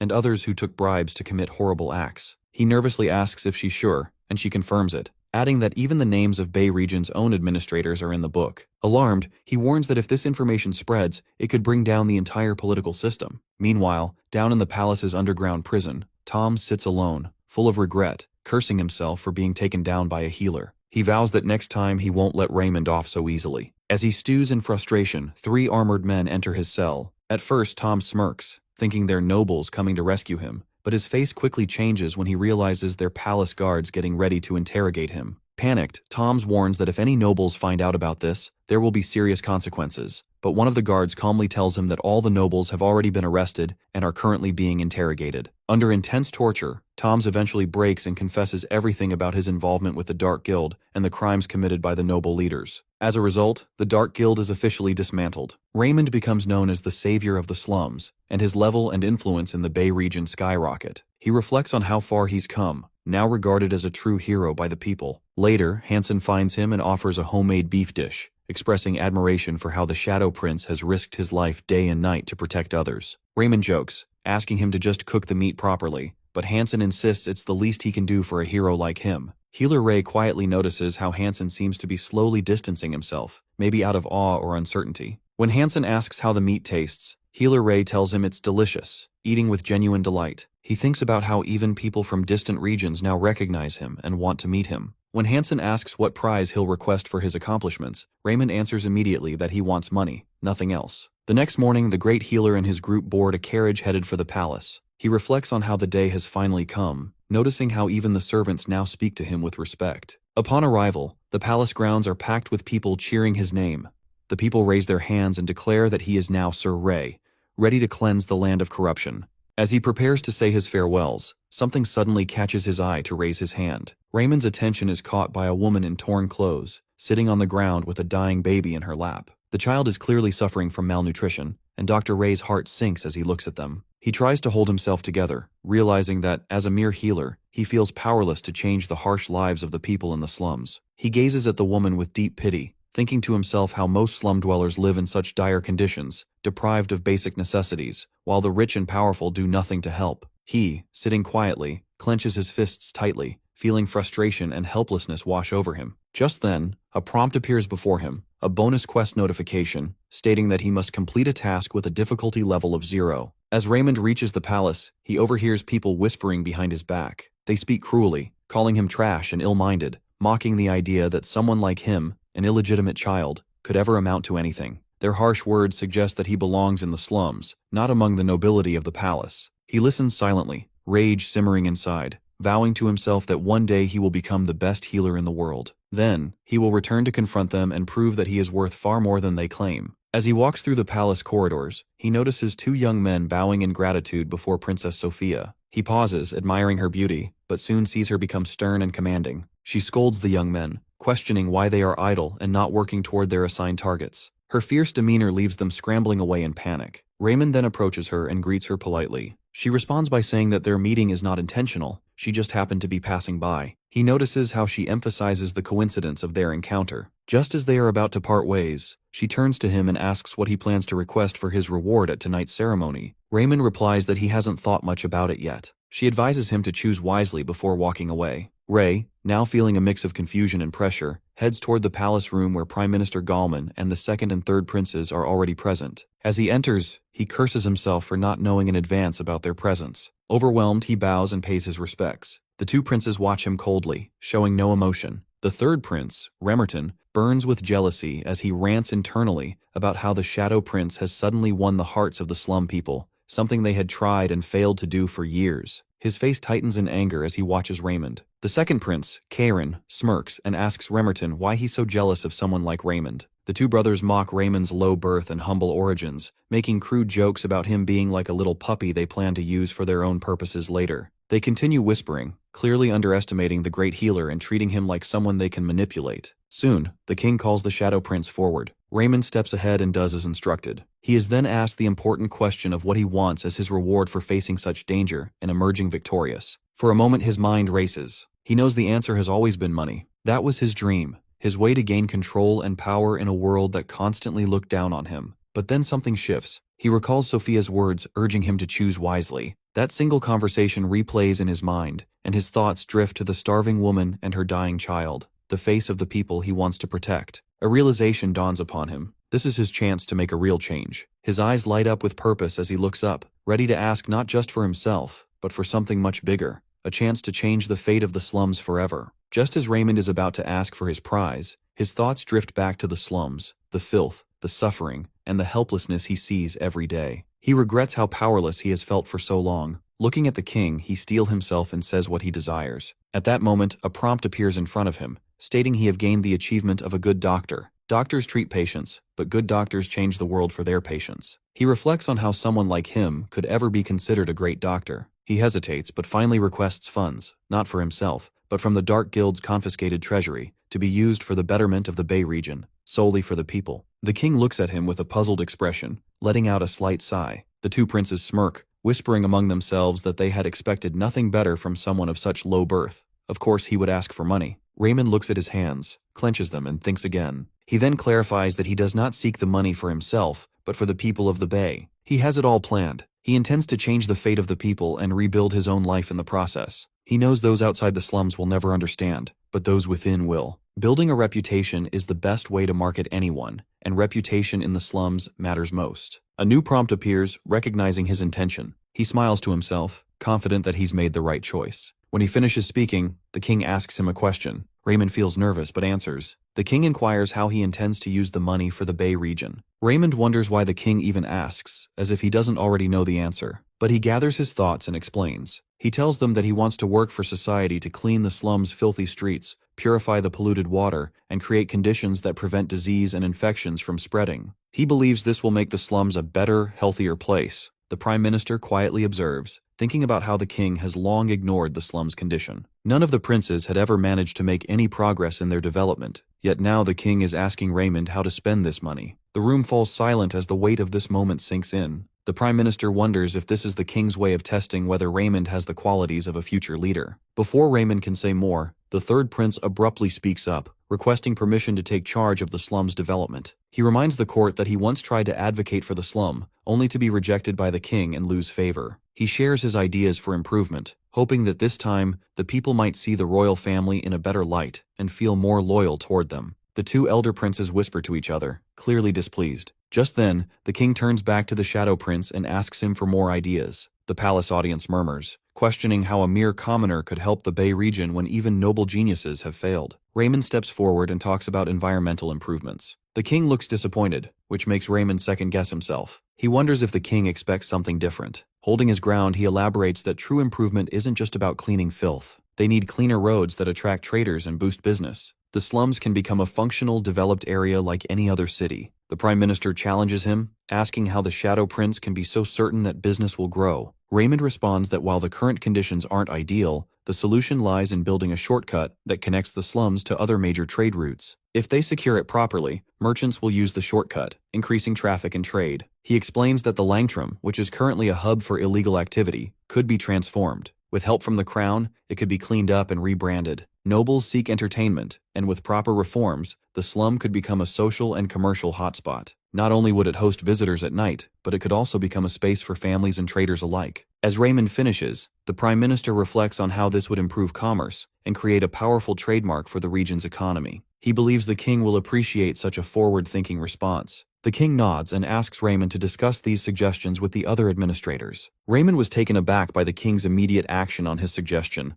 It felt so out of the ordinary. He looked at the king, and a strange feeling welled up inside him. He almost blurted out the word, "Father," surprised by the unfamiliar warmth of being recognized. Finally, the king says that Dr. Ray never asked for anything for himself, and for that, he will receive a reward. Raymond stands speechless, shocked. The king steps closer to the Shadow Prince, raising his sword in the air before gently placing it on Raymond's shoulder, granting him the title of baronet. Though baronet is the lowest of noble titles, it still places him among the nobles. He feels honored and thanks the king. The king then brings the sword closer to the Shadow Prince's face and asks what family name he would like to carry, anything he desires. Without second, Dr. Ray replies that he would like to be called Pennon. The king nods solemnly and takes an oath, proclaiming that from now on, Raymond shall be called Baronet Pennon, swearing by Odin himself, as Raymond is his son. The name Pennon is his mother's surname, and it now become part of the noble records. Somewhere far away, a man watches this ceremony through a magic ball. He questions how an illegitimate child can become a baronet. Such a thing is unheard of. And yet, as the son of Odin,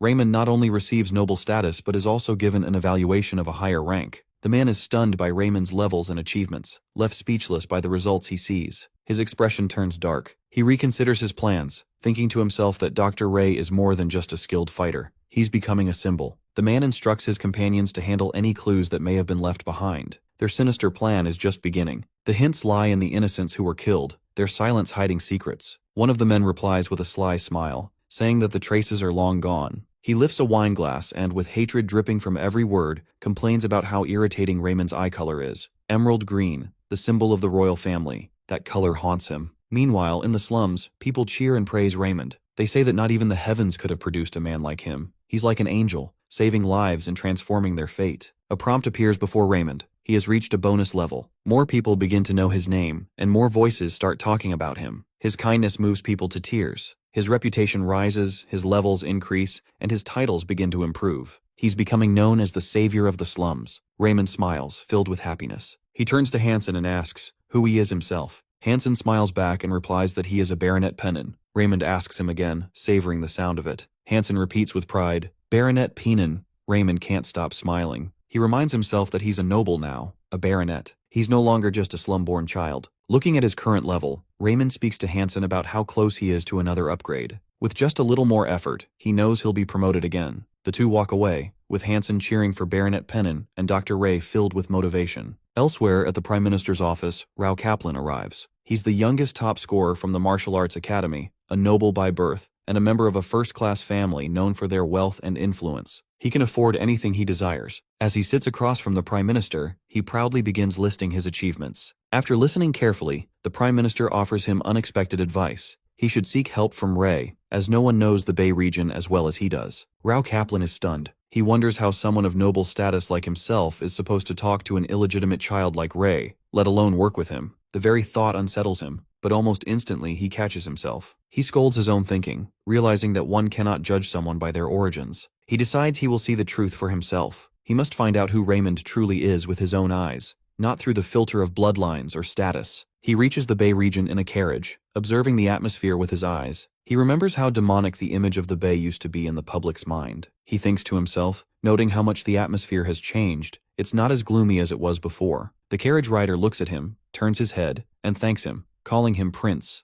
Rao, grinning with attitude, asks, "What prince?" The rider quickly apologizes for calling him that, and then tells him about Ray, the prince, the savior of the slums. Rao thinks to himself, how can a person like him change so much? The rider starts telling him about all the times Raymond has saved them from danger, giving the slums a new life. Rao's face becomes gloomy, clearly tense. He angrily stops the carriage and steps onto the road. The carriage driver keeps talking about Raymond's greatness, but Rao can't bear it anymore. He looks around the place with fierce eyes, reminding himself of all the times people praised Ray, how good of a person he is, how he saved so many lives, and the goodness he brought to the Republic of Slums. Rao thinks to himself that this much praise can't be real. No one can be that good. The driver keeps going on and on about the prince, and Rao is so sure this isn't the real face of Ray. He must be pretending. Rao is confused, and if Raymond is truly that nice, he must be a saint. Rao goes to meet Ray, who is busy with his work. Confidently standing at the door, Rao introduces himself as the new administrator of the Bay region. Healer Ray, focused on his tasks, listens, but politely declines the invitation to talk, saying he's too busy. Meanwhile, Raymond thinks to himself that Rao looks suspicious, and probably came to pick a fight, something he has no interest in. He tries to act strong and unbothered by the Kaplans and Rao. Rao takes a seat while Raymond continues working.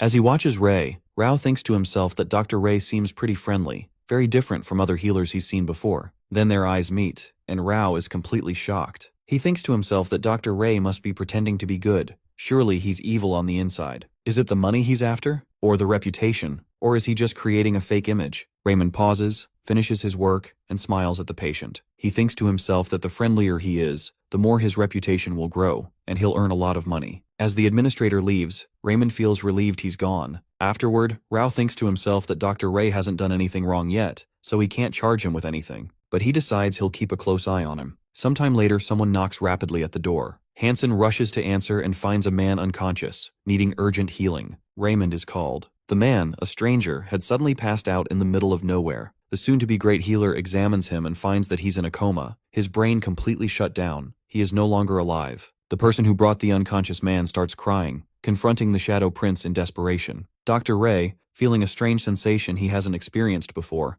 asks about the patient's last activities, trying to piece together what went wrong. Using his healing abilities, he discovers that there was internal bleeding in the person's head, which ultimately caused his death. 3 days later, Hansen rushes to the Shadow Prince with urgent news, telling him that someone else has died too. Hansen tells Raymond that the woman died in the same way the man in the alley did 3 days ago. Dr. Ray, confused, wonders how something could spread so easily through the blood cells, making all the blood platelets burst. He realizes this isn't just a disease, it's a virus spreading quickly. He worries about how the rumors will blow up once someone finds out. Meanwhile, panic rises in the slums as people talk about how the same thing has happened again, mentioning how much blood the woman spilled. Rao seizes the opportunity to create a stage for himself to speak. After knocking on a door, he assures the people that, as the new administrator, he will definitely solve the mystery behind this. The crowd murmurs, with some people doubting Lao's ability to handle the situation because of his young age. He tries to calm them down, but the shouting only grows louder. Then, a voice rises in praise of Prince Ray, saying he saved them without fear, and soon the crowd starts chanting his name. Inside, Raymond panics, holding his head, wondering what he should do to stop the deadly virus.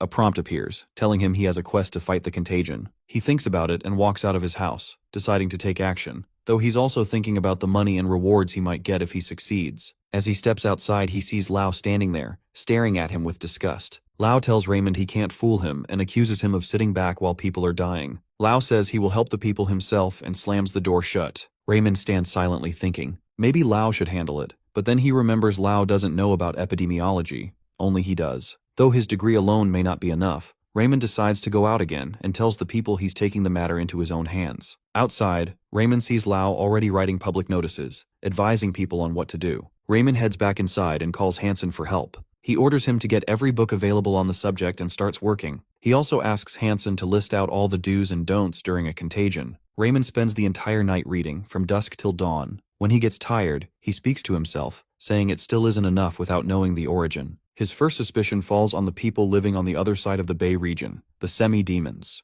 They may look human, but they are half-devil creatures, evil and bloodthirsty. He starts connecting the dots but finds no concrete clues. He keeps working, pushing through exhaustion, searching for an answer. The next morning, Raymond was at his counter when someone knocked hard and called his name. Raymond answered, Baronet Pennon, and asked if he knew them. The man replies, panicked, that he's from the Kaoplan house and that Lao suddenly passed out. Raymond stands up in shock, and both of them rush to Lao's place. On the way, the Kaoplan house manager explains that the household is in debt and Lao is under heavy pressure. Raymond realized that even though Lao was from a wealthy background, he was facing similar hardships. When they arrived, Raymond quickly checked on Lao and told everyone that he hadn't contracted the virus. Since he's been working closely with the people of the Bay region, it might be another illness. Lao woke up and threw his pillow at this soon-to-be great healer, refusing his help. Raymond was embarrassed and wondered if he should go. After a while, the manager speaks to Lao, informing him that they've been asked for 2,000 penis. If he doesn't get treatment, he'll die like the others. Despite this, Lao's ego remains high. He says he doesn't want treatment from a liar like Raymond. Raymond interjects, asking them not to pay him like this. He will want something else from them, not money. He approaches Lao's bed, holds his hand, and starts to ask why Lao always picks fights with him. Does Lao really think he's a liar who treats people just for money? He tells Lao there's nothing personal between them. As a patient, Lao is his first priority. Lao, confused, asks why Raymond is being so sincere about his safety. Raymond cleverly wins his heart with his pure intentions. The house help asks Lao why he's being so mean when Raymond is here to help out of nothing but goodwill. Lao agrees. After the argument, the soon-to-be great healer explains to Lao how the virus works. He tells him he has a cure and will try his best to save the people of the region. He informs Lao that he will now inject someone else's blood into his bloodstream. Lao denies him, but Ray insists there's no other means of healing. Raymond convinces him by saying he'll first inject the blood into his own body, and if nothing bad happens, then he'll use the cure on Lao. He adds that if it works, they owe him something valuable. He asks for the blood of a perfectly healthy human being, and the manager steps forward, offering his own blood with full dedication. The soon-to-be great healer explains how he's going to transfer the blood from one person to another, carefully dividing it into test tubes, testing it, and trying to kill the expired blood in their veins. He starts using his magic by buying magic points and leveling up his status. He looks at his hand, pushing himself as hard as he can. With each step, he unlocks more spells, his level rises, and his qualities improve. The prompts shift into mana, and now he becomes a mana holder. His mana holder pace increases, and he feels himself being enlightened by the study of mana. He activates his mana vein, not even sure what's happening to him, as his blood vessels throb with the buildup of mana, and his blood begins to change. His abilities and senses grow sharper. He tries to locate the mana vessel in his blood, feeling the tension building. He uses his mana points to understand how the mana ratio works and realizes it has increased. His body feels like it's overflowing with power. He uses his wind magic spell and thinks to himself that even the lowest level of drained mana could wipe out everything, so he starts focusing on small areas. Slowly, he gains control of the magic. He successfully separates the blood into 3 parts: the white blood cells, the plasma, and the pure red blood. He smiles at the result, feeling proud of his success. Now he can cure Lao with it. Without wasting time, he picks up the blood and heads straight to him. After some days, they both talk about how fast Lao has recovered and how there's no more danger to his life. Raymond grins inwardly, thinking to himself, time for the reward. Lao thanks Ray, bowing to him, and Dr. Ray teases him, asking if he could be a little louder since he can barely hear him. Lao, clearly annoyed, repeats it again. Later on, Lao asked Raymond what kind of reward he wanted. Without even cracking a smile, Raymond replied that he just wanted Lao to treat him like a superior, especially since Lao disliked him so much before. That was all he asked for. Lao glared at this soon-to-be great healer, annoyed, wondering if this was what Raymond truly desired. Before Lao could speak, Raymond interrupted, stating that he was just a healer, and healers don't expect payment from their patients. With the purest look in his eyes, Raymond stares at Lao. Lao begins to wonder, is he really this nice? Is he some kind of saint? Meanwhile, the novice healer is thinking, yes, just like this. I'll lure Lao my way and climb my way up. My reputation will grow with the support of chiefs like Lao. His innocent eyes deceive Lao again, who now thinks, he can't be this nice. He must be pretending just to use people. Watching him, Hansen asks if he really doesn't want anything in return for saving Lao. Lao finally believes that there's no one kinder than Raymond as a healer. He bows again and apologizes for all the times he picked on him. Healer Ray, smirking in his head, thinks, got him. His levels are rising fast, and he can already feel he's about to hit the next stage in medical history. After some days, with Lao's name backing him, the great healer and his team are able to help all the people in the Bay region. The deaths finally stop. They begin the blood transfusions, and just like that, Raymond's healing powers grow, and so does his reputation. Meanwhile, the cult that created the disease gathers in secret, furious over their failure to spread the virus. This was supposed to be the end of Ray, but now he's using one of the ancient techniques again. Cloaked in robes, they chant around a crystal ball, cursing the great healer and saying he should be dead by now, debating whether it's time to get rid of him for good. Back in Houston, the great healer and Lao are cleaning and preparing a place for more patients when Raymond starts thinking about how the disease spreads. He pondered where the illness came from, realizing it wiped out blood platelets fast. Then it clicked that rats must be the cause. They're known carriers of plague-like diseases. But there are no rats in Houston. Rats are only found in Milkia, and the pastime plague started there. He asks Lao where he was when he first got sick. Lao mentions seeing a rat with white and black stripes on its back. That's when Raymond cracks the case. The rats are the carriers. Someone must have released them on purpose. Since Houston doesn't have rats naturally, it had to be a smuggler. Only a few merchants travel between regions, and one of them must have brought the rats in. He tells Lao about his theory and orders him to go to the palace and inform the king, saying the king might be able to help them. Raymond also warns him not to mention that the theory came from him. There are too many people in the palace who are jealous of him, and besides, he's still on the wanted list. Instead, he wants Lao to say that he discovered it himself, and now needs the king's help. Lao, thinking about Raymond's pure intentions, reflects to himself, how could I have ever doubted someone like Raymond? He finally agrees and tells him he'll carry out his sir's order. After some days, Lao reaches the palace and tells the king the full story of what happened in the Bay region. The king asks him for details about the disease, and Lao replies that he's completely sure of what he's saying, thinking to himself that he's finally having a proper conversation with the king. The royal committee murmurs among themselves, questioning how something like this could happen and whether others might still be at risk. The king wanted to quarantine the capital, but asked Lao how many were dead. Lao said only 2. The king was surprised, thinking it was a bad disease. Lao replied that Baronet Pennon found a cure, even though he felt bad for taking credit. The king then wondered if Baronet Pennon also identified the disease, recalling Pennon's recent success and now marveling at his apparent city-saving talent. Lao boldly stated that Pennon had not only figured out the disease, but also created the cure. Prime Minister Gelman silently congratulated himself for bringing those two together. Then the 4th prince steps forward, trying to take control of the situation, saying he'll personally take care of every rat in the Bay region. He's thinking about how much he hates Ray, especially after Raymond took down the Dark Guild when his own people were involved. Wanting to gain some recognition, the prince asks the king for permission to lead the effort. The king agrees, but Galman raises a question, asking if the prince's soldiers are even capable of handling the job. Soon enough, the soldiers prove useless. They fail to act quickly, and the 4th prince ends up yelling at them. The people of the Bay start complaining, saying the soldiers are doing nothing but damaging their property. They all notice how the soldiers have the tools to catch the rats, but still can't manage to catch a single one. Raymond thinks to himself that if the soldiers take any longer, the rat population will explode, and his clinic won't be able to handle the pressure. Worried, he heads to his kitchen and starts making a dish called pastime pie, which is basically cheese with the most disgusting smell imaginable, strong enough to lure rats in. He meticulously mixed the rat poison, then shifted his focus to making the bait taste irresistible to the rats. As he did this, his skills leveled up again. Now he could cook amazing food and enhance flavors expertly. He sighed, thinking he was always the one saving people. He quietly approached the 4th prince, who had a pot pie. Raymond noticed a rat and asked why Almond was there. Right then, the prince put the pie down, and a bunch of rats swarmed it and started eating. Raymond shoves him out of the way and quickly places another pie down.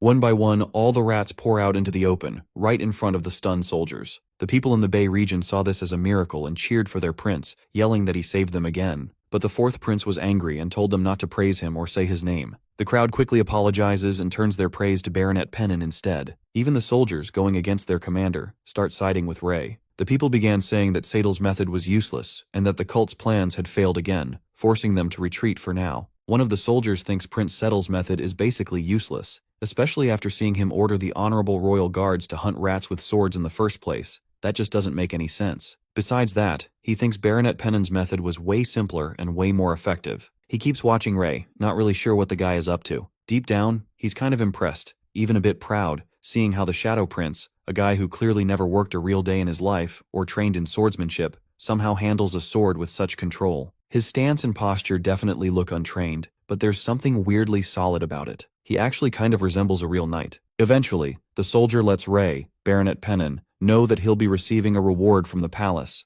and that news makes Raymond light up with excitement. Inside the palace, the novice healer is cursing Lau under his breath for mentioning his name, even though he made it clear he wanted to stay under the radar and avoid getting caught up in any political mess. He has zero interest in glory. Meanwhile, the king asks Raymond what kind of reward he'd prefer. The soon-to-be great healer figures his time is up, so he decides to just ask for money and get the deal over with. The king is a bit surprised by such a small request in exchange for such a huge achievement, but the soon-to-be great healer explains that simple pay is enough. He only did what was required of him as a healer. Deep down, he knows that asking for anything more grand would only attract more attention, which he definitely doesn't want. The money will be enough to pay off his debts, especially since his last so-called reward only added to them when he had to help Vei's people. The old hag is stunned that a jerk like him would make such a humble decision and wonders if maybe his royal bloodline has something to do with it. The king ends up granting Raymond's request, rewarding him just as he asked. Garmin, watching all of this, sees Ray as a selfless healer who chose the simplest reward possible. But right then, Garmin steps in,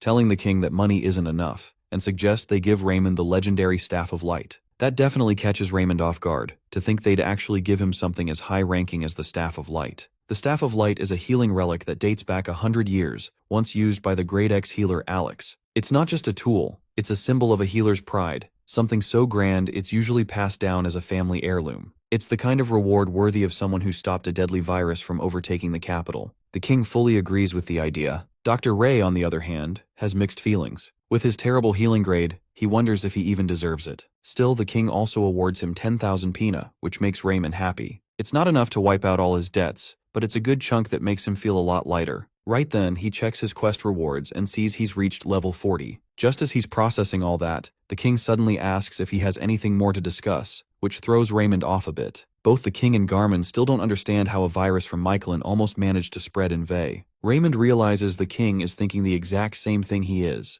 Raymond decides it's time to lay everything out and step back from the mess, so he comes clean and admits he suspects someone intentionally spread the virus in the capital. He debunks Garmin's theory about the merchants being behind it and leaves the conspiracy stuff to the people in power while he focuses on making a fortune healing people. But then the king hits him with a sharp question, as if he already knows Raymond has a specific person in mind. Raymond thinks it has to be someone who would have gained big time if the whole plan had succeeded. With the capital nearly thrown into chaos, he believes the king is thinking the same way, that the real culprit is someone who stood to benefit the most. Not to mention, this person might have a serious influence, or be clever enough to pull off the stunt of secretly transporting a virus from far away without getting caught. The king takes all of this into account, and then, in a calm but clear voice, tells Raymond that Baronet Pennon's efforts are worthy of his gratitude on behalf of Houston. Raymond's eyes go wide, shocked to receive the greatest honor of all. Gratitude from the king is rare. He bows deeply, thanking him, and it's the first time he's ever received gratitude from his father.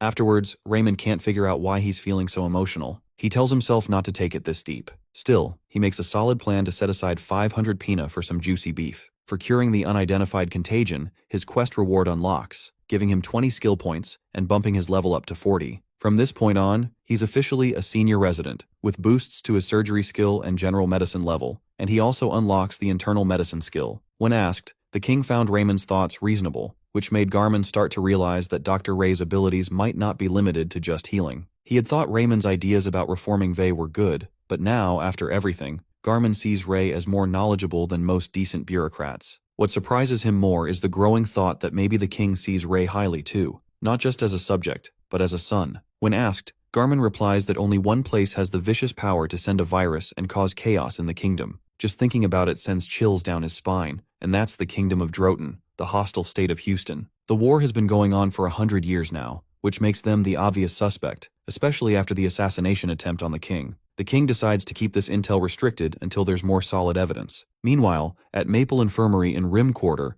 rumors are spreading like wildfire about how the Shadow Prince managed to defeat the plague across the capital. No one can believe the same guy who spent 5 years messing around in Belland Infirmary is the one who pulled this off and even got awarded the Staff of Light. The big shots at Maple can't handle the fact that the legendary great healer Alex's staff is now in the hands of someone they call a bastard and a fake healer. What makes it worse is that Vey is right next to Maple, and their reputation is now on the line. Lady Christine is furious that their meetings are turning into slander-filled gossip sessions. Lady Christine DeLevin, daughter of one of Houston's 3 dukes, is one of Maple's top healers with her grade B+ healing. She's had enough of hearing nobodies putting Baronet Pennon's name above the table and walks out to go treat her patient. She doesn't care for sitting around with those whiny jerks, but her curiosity in medical sciences is real, and she plans to confront him for the sake of her patient. Over at Maple, the crowd of healers is having a hard time swallowing soon-to-be great healer's success, but with the king's approval backing him, there's not much they can do. However, Baron Canton, a grade C healer and the director of Maple Infirmary, sees a different angle. He believes that Dr. Ray's decertification might actually be the perfect tool to bring him down. With the time coming up for the compulsory education that every new healer has to go through, they're already scheming to make Raymond fail. In the minds of the Maple healers, they've seen how a grade C healer like Canton took the director's seat by playing political games, using his influence like a monopoly. Anyone who clashed with him conveniently disappeared from the Rim Quarter. Baron Canton enjoys the fear he brings and knows that if Ray keeps climbing the ladder of success, things could get bad for him. Now that Canton's been put in charge of this year's compulsory education, he plans to simply make Raymond fail, and honestly, everyone in the room seems to love the idea. At Ray's infirmary in Vey, Lau spots him receiving a notice for the compulsory education test meant for new healers. The guy really has no choice but to attend since everyone under grade B is required to take it. Hanson bursts in like a flash, warning Raymond not to go. He says he talked to someone from Maple Infirmary and found out they're scheming to make Ray fail. That's all Lau needs to hear to get fired up, already sure that Baron Canton is pulling the strings. But Raymond stays cool and confident, saying it's just a simple class and he's far from a beginner now. His calm attitude lifts both Lau and Hanson's spirits too. After all, the guy is a level 40 senior resident with 110 experience points, 225 skill points, and a mana of 7. Not to mention the lad's got a wide range of academic skills under his belt, including surgery at grade C, internal medicine at grade D, general medicine at grade B, beginner medicine at grade B, herbology at grade S, pathology at grade A, and alchemy at grade D. Leveling up to senior residency has boosted his growth rate in both knowledge and surgical skills, along with his academic progress. The surgeon's experience is a valuable perk that adds +3 every time he performs surgery. The more knowledge he gains, the more his stats rise. With his level of precision and experience, grade C and D healers don't stand a chance. That's why he's feeling confident about standing out among the lower grade healers. His win is almost guaranteed. The Shadow Prince makes it clear that he's aiming for the top score. Just then, his next quest loads up, and it's titled Acing the Mandatory Test. The condition is to go for top scores to earn a bonus level up, 15 skill points, and even push the public to reconsider the value of medical science. But the real reason behind Ray's motivation is the prize of 1,000 penna awarded to the top student of the year. Lau and Hanson can't handle how the Shadow Prince suddenly lights up, all fired up by the thought of buying meat. Meanwhile, Hanson starts feeling guilty for ever doubting him, realizing Raymond's true goal all along has been to revolutionize healing for the sake of the sick. Now he's fired up too. Lau, on the other hand, believes Raymond is aiming to break those stubborn old healers and their outdated beliefs. Moreover, Lau admits he used to suspect Raymond of being a greedy bastard, but now he's seriously wondering if Raymond's actually chasing money or something else. That comment stings Raymond a little, but before he can say anything, Lau shakes his hand to apologize for thinking he was materialistic. From that moment on, they both label Raymond as the most honorable man in the world. Dr. Ray, completely clueless about the emotional drama unfolding, is just thinking about how good the meat will taste once he gets the prize money. Hanson, fully convinced our doc's going to win, even plans to order early. And since Ray's always been too generous, he invites Lau to join the upcoming feast, knowing Lau's measly pay wouldn't let him enjoy a decent meal otherwise. With that, his 2 supportive lads wish him all the best. Later on, at Houston Kingdom's Royal Academy in the St. Alex Assembly Hall, Baron Canton steps up to welcome everyone as the teacher for this year's compulsory education. Standing before a crowd of excellent healers, Baron Canton can't wait to drag Raymond's name through the mud, pointing him out as the one person who doesn't belong. Whispers and rumors start flying, branding Raymond as some scandalous, fraudulent scum. Canton even jokes around with his buddies about there being a rat among them, clearly taking shots at Baron Pennon, also known as Raymond.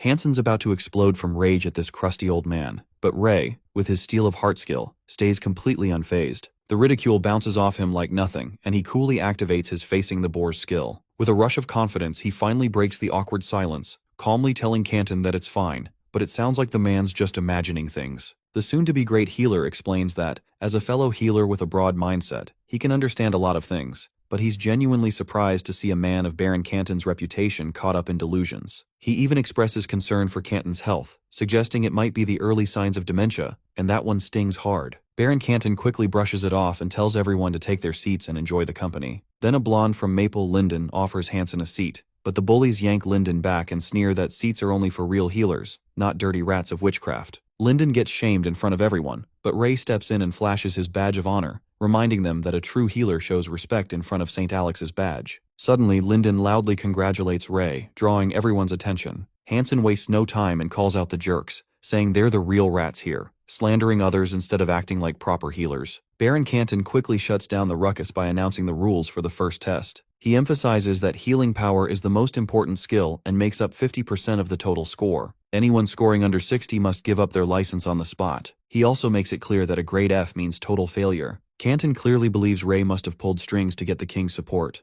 but that won't help him here. If Ray can't pass the healing power test, failure is inevitable. Meanwhile, the great healer and Hanson are quietly trying to figure out their next move. That's when Ray speaks up and asks if there are any bonus points for healers whose healing grade went up. Hanson looks totally confused. Baron Canton can't hide his smug grin after hearing what he thinks is such a ridiculous question. Healing mana, after all, is something people are born with and can't change, no matter how hard they try. Knowing Raymond's reputation as a full-fledged delinquent, Canton decides to feed him some false hope, just to enjoy his downfall. He actually declares that the bonus point idea will count in this test, thinking it'll just humiliate Raymond further. But Ray grins, knowing full well that the old man just walked into his trap. Linden, however, is genuinely worried, since it's obvious to anyone that healing grades can't be increased, at least not normally. The lad is totally confused by Raymond's calm attitude. Baron Canton continues testing everyone until it's Linden's turn, and he ends up getting a grade D. Then comes Raymond's turn. Canton calls out for Baronet Pennon to show his healing powers, and Dr. Ray confidently raises his hand.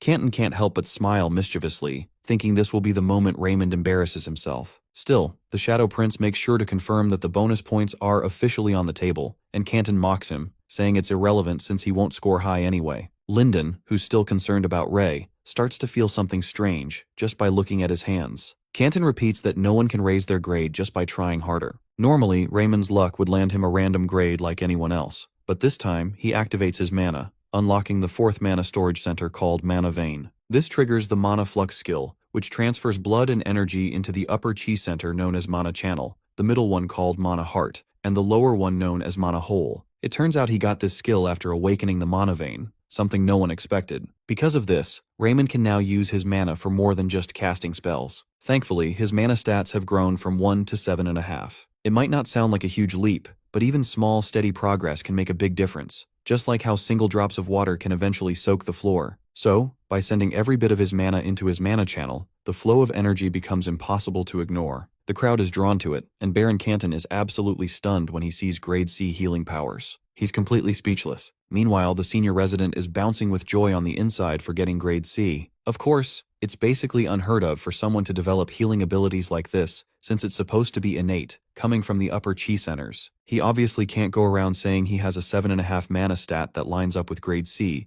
but flooding all his mana outward definitely gave off that impression. The Baron's mind is blown, witnessing what looks like a straight-up miracle. Dr. Ray, with a smug smile, casually credits his hard work caring for patients. Even though healing is usually seen as a talent you're born with, Baronet Pennon somehow managed to push beyond that and actually improve it. Linden was born a grade D healer, which meant there were limits to how much he could help people, but he imagines breaking through those limitations. Later on, Ray, the Baronet Pennon, receives the highest score in the compulsory education at St. Alex Royal Academy. Because of his dedication to studying hard, he received the highest scores. Coming up are the writing exam, knowledge of the human body, treatment debates, and herbology, all subjects he had already mastered even before the medical science miracle happened to him. Raymond knows he's still lacking in pure healing power, so he puts in extra effort to make up for it. But when it comes to medical knowledge, no one even comes close. Plus, his intelligence stat recently shot up to 23, which helps him make better use of everything he's learned. Baron Canton is clearly not handling any of this well and can't hide the disgust on his face,